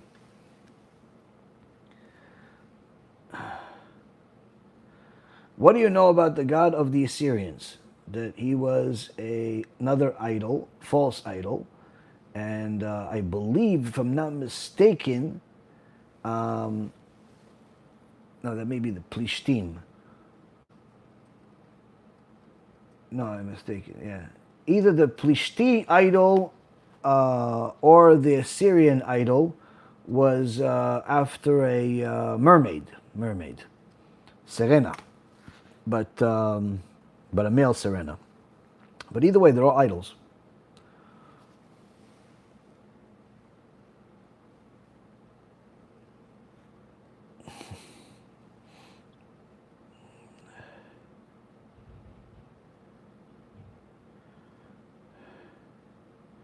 That's bad to lump Islam and Christians together. One is severely idol worshipping, and Satan too. It's not a matter of compare and contrast. It's, if you listen to the entire lecture, you'd understand that when you have the truth and it's as clear as the sky is, then everything else is falsehood. So it doesn't matter if this falsehood is uglier than that falsehood, where one falsehood is praying to snakes and scorpions, and the other one is praying to a man, and the other one is praying to mosquitoes, and the other one is praying to motorcycles, and the other one is praying to rats. It doesn't make a difference. It's all falsehood. It all goes in the same basket of falsehood versus the single truth. So it's not necessarily comparing them that they both do the same thing. They're both this. They're both. It's simply everything is falsehood except the Torah. Simple.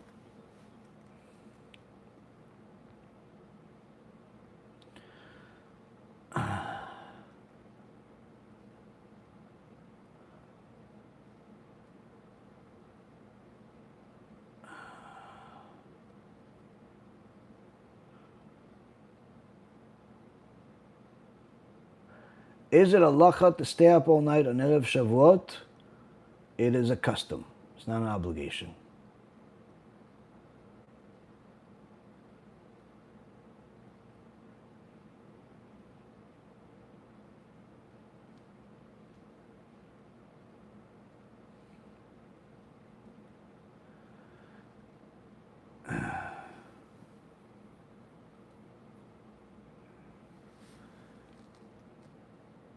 Allah, can you explain what it says in the Gemara, Brachot 12b? Whoever does a sin and is embarrassed by it is forgiven for the sin. When a person makes a sin and then he suffers as a result, he's doing tshuva, he's not planning on doing it again, and it brings him different types of suffering. That suffering is a kaparat avonot, is in essence could be to a certain level, depends on the sin, wiping off part of the payment that he has to pay or punishment that he'll have to suffer for that sin. Is a firefighter paramedic job good to take in the Jewish world? Certainly there is a need for paramedics and firefighters. Is it good? Depends on the person, depends on opportunities available. Depends.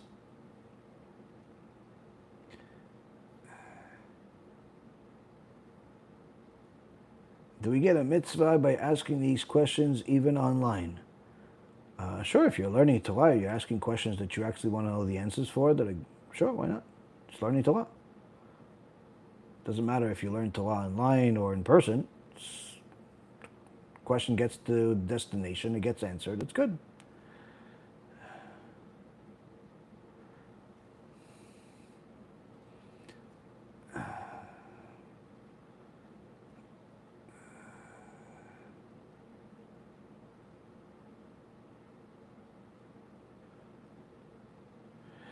In Sukkot, we have a mitzvah of sitting in a sukkah. Passover, we eat matzah, the 4 cups. Korban Pesach, what time of Bet HaMikdash. Say a story of Egypt. What is the main mitzvah of Shavuot? There isn't a main mitzvah of Shavuot. There isn't a main mitzvah of the Shavuot. And that's actually one of the things that Chachamim toil over. Of why didn't Hashem specifically make a mitzvah of Shavuot? Like, I heard Rav Meir Eliyahu once said, why don't you just make a mitzvah to eat cheesecake? We eat dairy anyway, often, on this as a custom. So why don't you make a special blessing on a cheesecake? Because Hashem has his ways, his reasons. The reasons for the mitzvot are beyond our comprehension. And there are certain things that need to be done at different times, to open specific gates in Shamayim. During the holiday of Shavuot, there isn't a specific mitzvah that's necessary on Shavuot aside from the Yom Tov mitzvah of keeping Yom Tov. Yom Tov is like Shabbat, except that you're allowed to cook if you have pre-existing fire. Do Rosh Chodesh services atone for bemezid sins that one already did tshuva for, since they become b'shogeg upon tshuva? Not to my knowledge, no. Not even sure how you got such a connection, to be honest with you. Is it okay to learn Gemara by yourself with art scroll, or must one have a chavuta? Having an art scroll is like having a chavuta. But it depends also on your ability to learn. But having an art scroll is like having a chavuta, and if you need further help, but you don't have a face-to-face available to you, then there are several good rabbis that teach Daf Yomi online that you could watch it while you read the Daf. You could also, after you finish the Daf, you could watch the 30-minute video that the rabbi made about Daf Yomi. In essence, it could be a chazara for you to make sure that you understood everything. That's also like having a chavuta.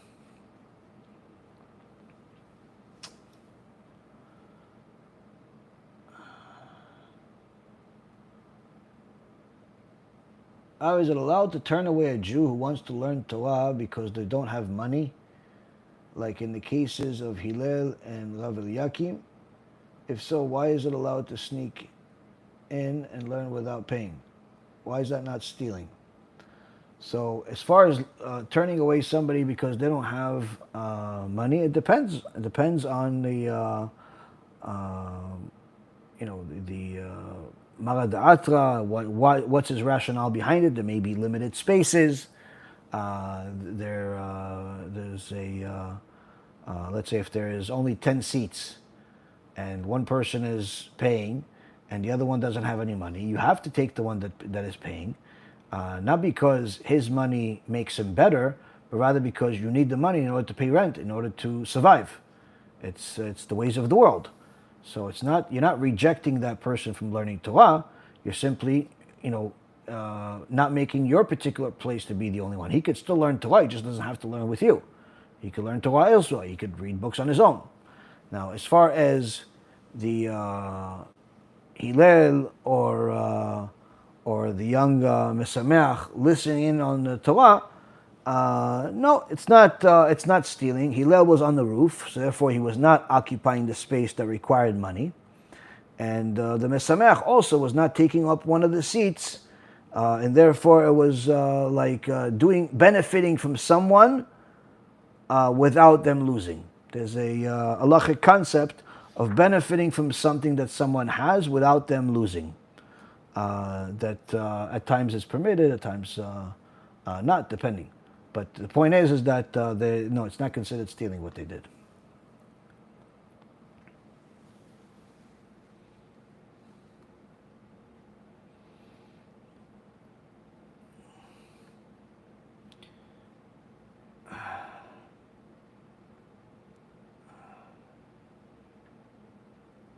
What makes our hearts more capable of loving God and others?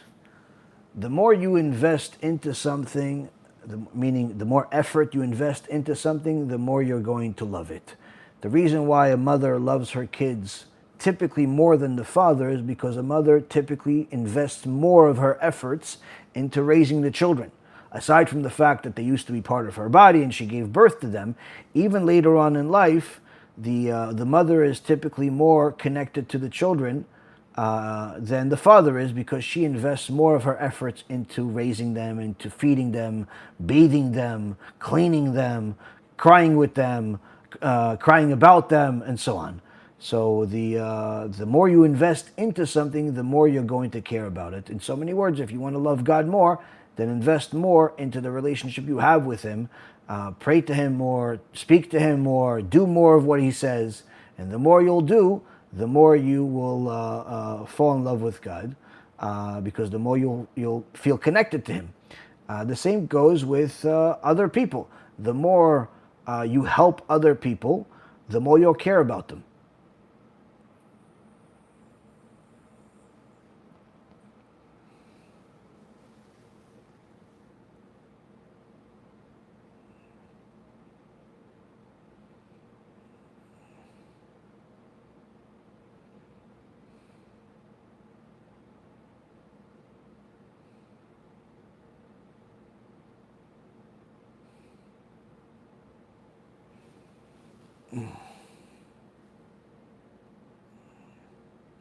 Can single people say the prayer for parents on Rosh Chodesh?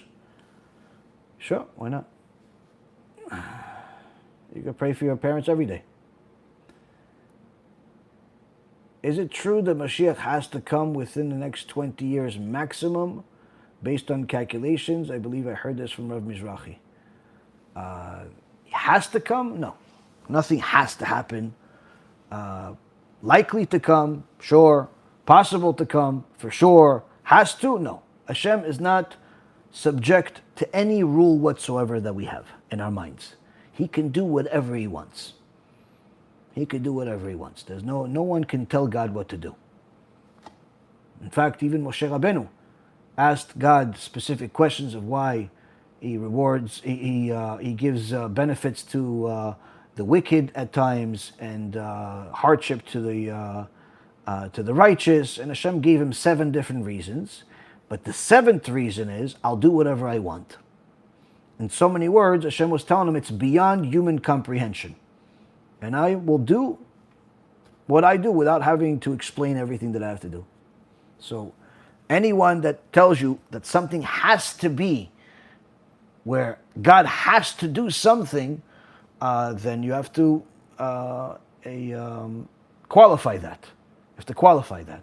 So I don't think, I haven't heard Rav Mizrahi say that, but you could ask him, does it have to happen guarantee, like God has to do it? Or you're really saying it's just really likely it would happen, or it's really possible it would happen, but it doesn't have to happen? So there's a big difference between the two. Big difference between the two. And I'm sure that Rav Mizrahi will say, no, it does not have to happen. It can, it should, it could, it's likely even, but it doesn't have to happen. Because God does not have to, is not subject to our rules. We're subject to His.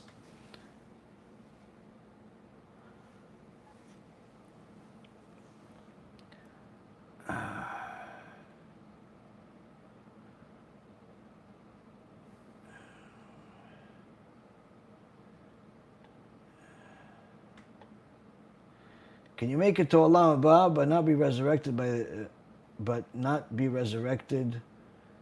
the dead? And if so, where would the soul be during those 1,000 years?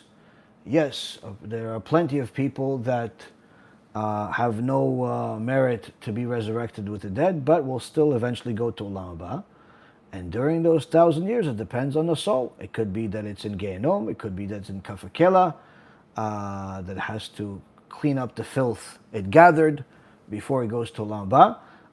It could be it's even in a lower heaven, but it doesn't have merit to go to Olam Haba. In fact, Rabbi Daftaya says on the Shevet Benjamin, I believe it was, that left Egypt prematurely, and then they were the ones that Ezekiel resurrected in the desert when, the dry bones, the story of the dry bones. Who were those people? Those were the Jews that left Egypt before Moshe Rabbeinu. Before Moshe Rabbeinu came. And they got killed because it wasn't time. And Rabbi Daftaya explains that there was about 970 years between Moshe Rabbeinu, the time they left, and Ezekiel. And throughout that entire time, those souls were in Kafakila because they put a definitive statement of when the salvation will come. It's like saying the Mashiach has to come at this specific date. That's a violation of the Torah. Can't say anything like that. Can't say anything like that. Can't put timing on that, because that in essence subjects God to our laws. There is no such thing. So they suffered nearly 1,000 years in Kafakila for doing that. This is Rabbi Daftaya, Ruchot Mesapot. It's in there.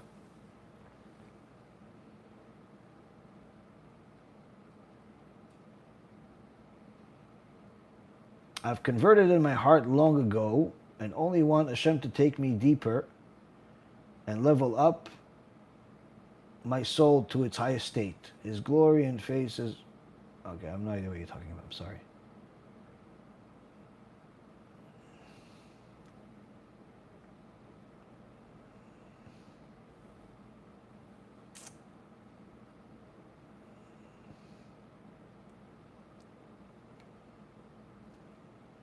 What is the AI app? AI Rabbi. AIRabbi.org. .org. You go to the app and you go to the website, AIRabbi.org, or you could just type AI Rabbi on your phone app store, and you could download the app over there. You'll get a few questions for free, and then after that you'll have to become a paid subscriber. I could assure you it's 1,000,000 times better than ChatGPT or your internet, all the stuff that you'll find randomly out there, because it not only uses Torah sources that are reliable, but it provides them to you as well. Am I allowed to enter a church for a parent's funeral? If you're Jewish, no. If you're not Jewish,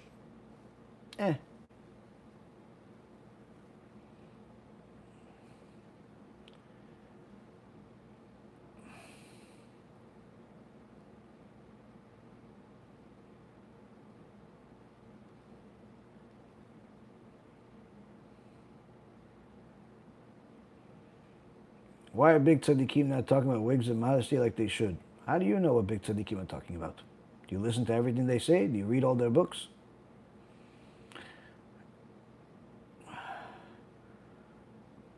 Does spilling seed make you physically and mentally very weak? If so, why? Yes, it does. I have an entire series of lectures about it. There's actually one lecture that I did about, I'd say close to 8-9 years ago, that gives proofs from books that were written over 100 years ago and before of the different medical issues it creates, health issues that it creates.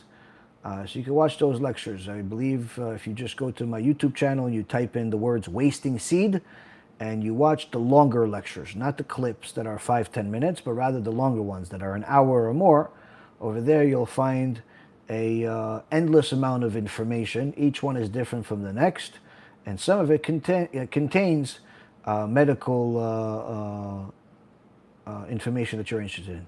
It's called Wasting Seed.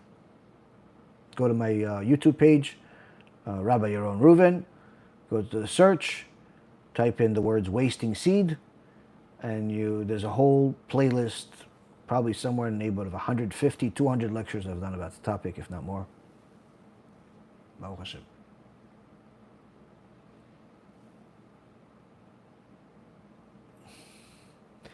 Is it true that only 20% of Jews will be saved when Mashiach comes?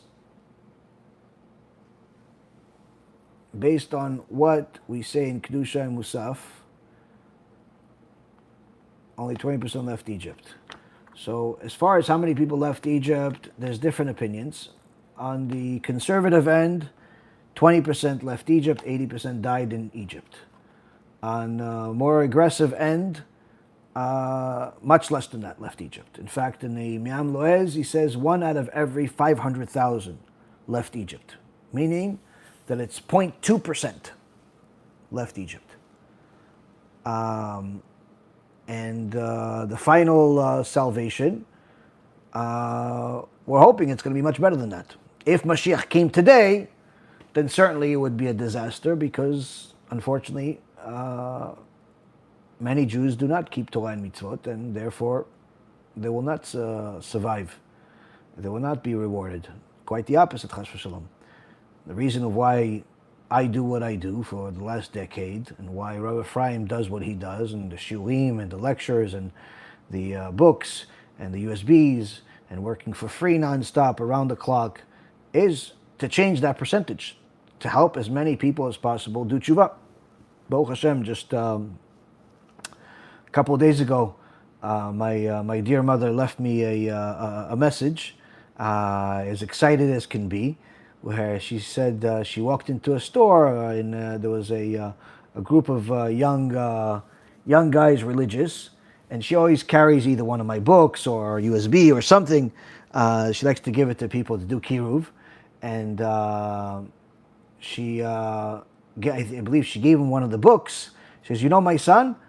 And as soon as they saw the picture on the book, they all started like jumping around. Wow, wow, you're his mother. Wow, wow, wow. And then she was happy to see it, but then as they explained why they're so excited, she says, all 5 of us did tshuva because of him. All 5 of us read the book. All 5 of us did tshuva because of this book. So, Baruch Hashem. And they watched shiurim also, but I think it all started with the book, Baruch Hashem.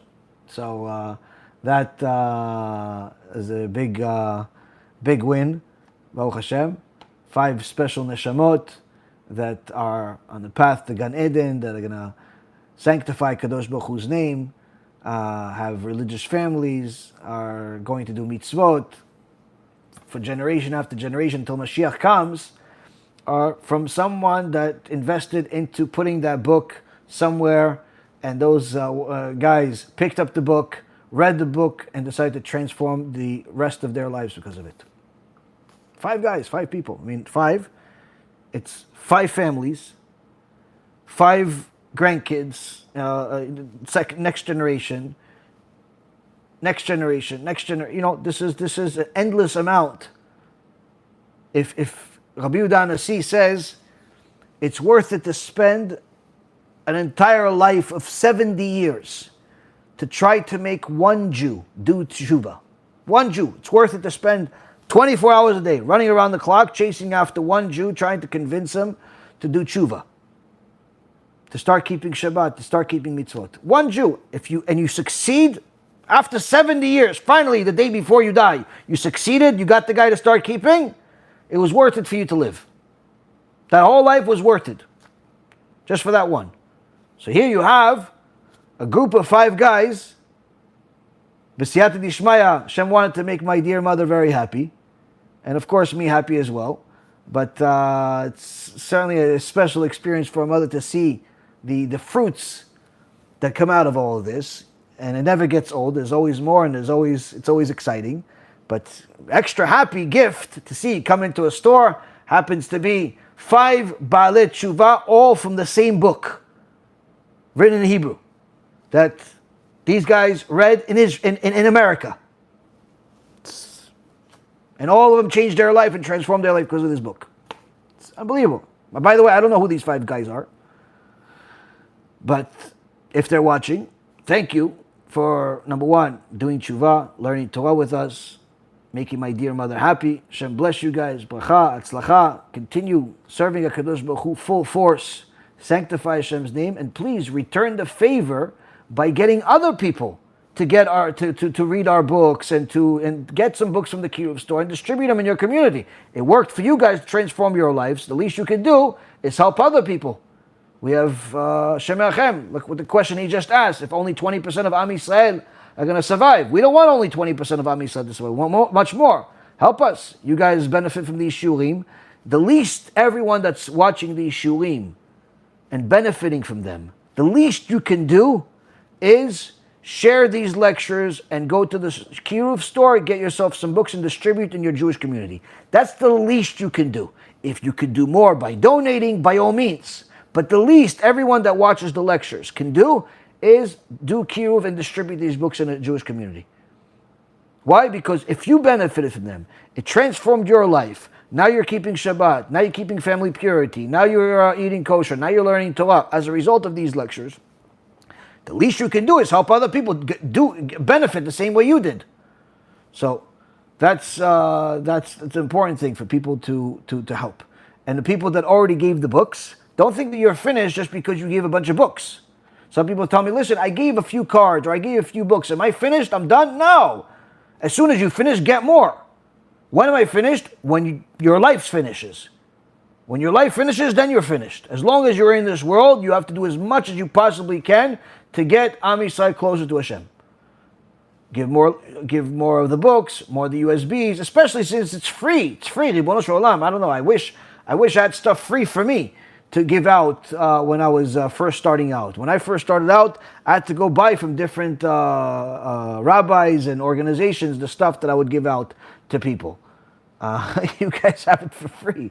It's unbelievable to me that some people are not smart enough to literally order, give out, order, give out, order, give out. Now, some of you guys sometimes order more than you can handle. So order, give out, order more again. You know, it's important because if you order the books and you don't give them out, then it's a problem. Why? Because then you've wasted our resources for nothing. We could have used those resources to give those books to somebody else to distribute. Plus, we paid shipping. Each box cost $40, $50, $60 to ship in America. Needless to say, if we have to ship it to different countries. People don't understand that it costs a fortune to publish every book. People say, oh yeah, can you translate this book to English and that book to English? You guys don't understand how much it costs to publish these books. Each book costs $100,000 plus. Each book, one book. Over $100,000 per book, depending on how many copies. People don't understand that.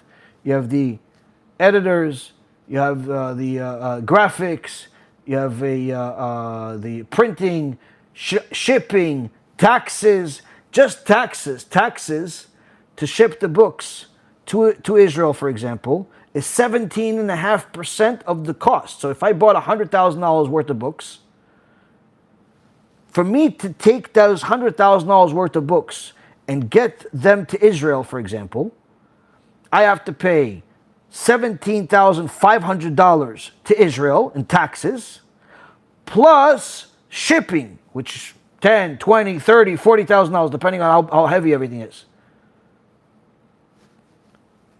It's not, in America, to ship it to America is less in taxes, but not less in shipping. So the cost is enormous, and this is just shipping it to the warehouse. After shipping it to the warehouse, it's shipping the boxes to all of you all over the place. Each box is anywhere between 27 to 40 pounds.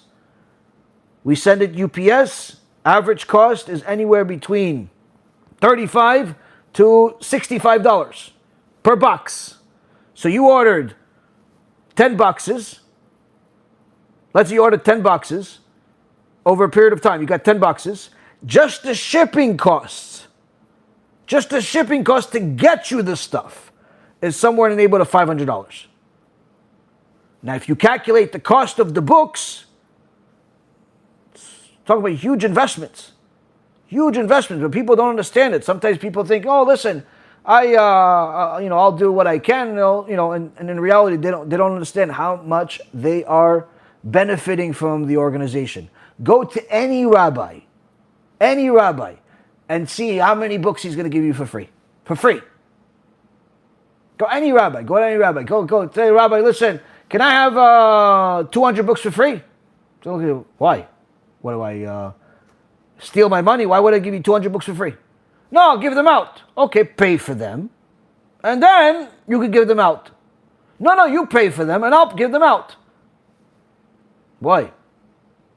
Nobody does what we do. Nobody gave 300,000 books for free like we did in the last few years, or pretty much ever. 300. I'm not talking about 300 pamphlets. I'm talking about 300 hardcover books. But that's the thing. If people understood the value of what we're providing, literally they would take money from their stock market, Bitcoin market, real estate market, retirement market, non-retirement market, every investment, they would take some of it and start investing into BeEzrat HaShem. Why? Because literally the amount of benefit that we provide to the public for the sake of Am Yisrael, getting close to Hashem, is endless. There's no limit to how much sacrifice we're willing to make. And when we're asking people to donate, it's not to enrich ourselves. It's so we can do more for you. So at the very least, a person should contribute what they have. If they have money, contribute money. If they don't have money, at least they have time. They live in a Jewish community. Take some of that time and give some books in your community. You go to shul, there's 10 people show up to prayer, give each one of them a copy. There's another shul down the street, another 10 copies. There's a bigger shul that has 30, 40 people. Here's 30. Don't just do nothing out there and expect to go to Gan Eden. Don't do nothing and expect to go to Gan Eden. Gan Eden is not for free. A lot of sacrifice is required, Rabotai. A lot of sacrifice. Okay, Rabotai, thank you very much for learning with me. Hashem bless each and every single one of you that's learning and applying these lessons to your life, especially those that support and help us do all the wonderful things the organization is doing. Please make sure to share this lecture, subscribe, donate if you can on our website, BeEzratHashem.org, subscribe to the AI Rabbi, order some books for free so you can distribute in your community. Do all of this stuff, apply some of this stuff, and don't just make this a YouTube video that simply occupied 2 hours of your life but had no impact whatsoever. If the videos do not impact your life, if you're not planning on doing anything that it says, if you don't care about any of it, don't come. I'm not looking for views. If you're planning on doing something, at least taking one thing on, another mitzvah, another chesed, another tzedakah, something on, continue watching. You're not planning on changing anything, continue on staying exactly the same, nothing changes, don't come back. Go watch somebody else. Do me a favor. Make the spiritual nest available for somebody else. Make sure you take something on. Rabotai, Shavuot is Matan Torah. It's time for everybody to pick it up a notch, no matter where you are. All of us have to pick it up a notch. Do a little bit more. Whatever you were doing until today, start doing a little bit more tomorrow. And BeEzrat HaShem will all succeed. Kol tu b'cha v'atzlacha. Enjoy the Chag. And BeEzrat HaShem, we will learn again soon.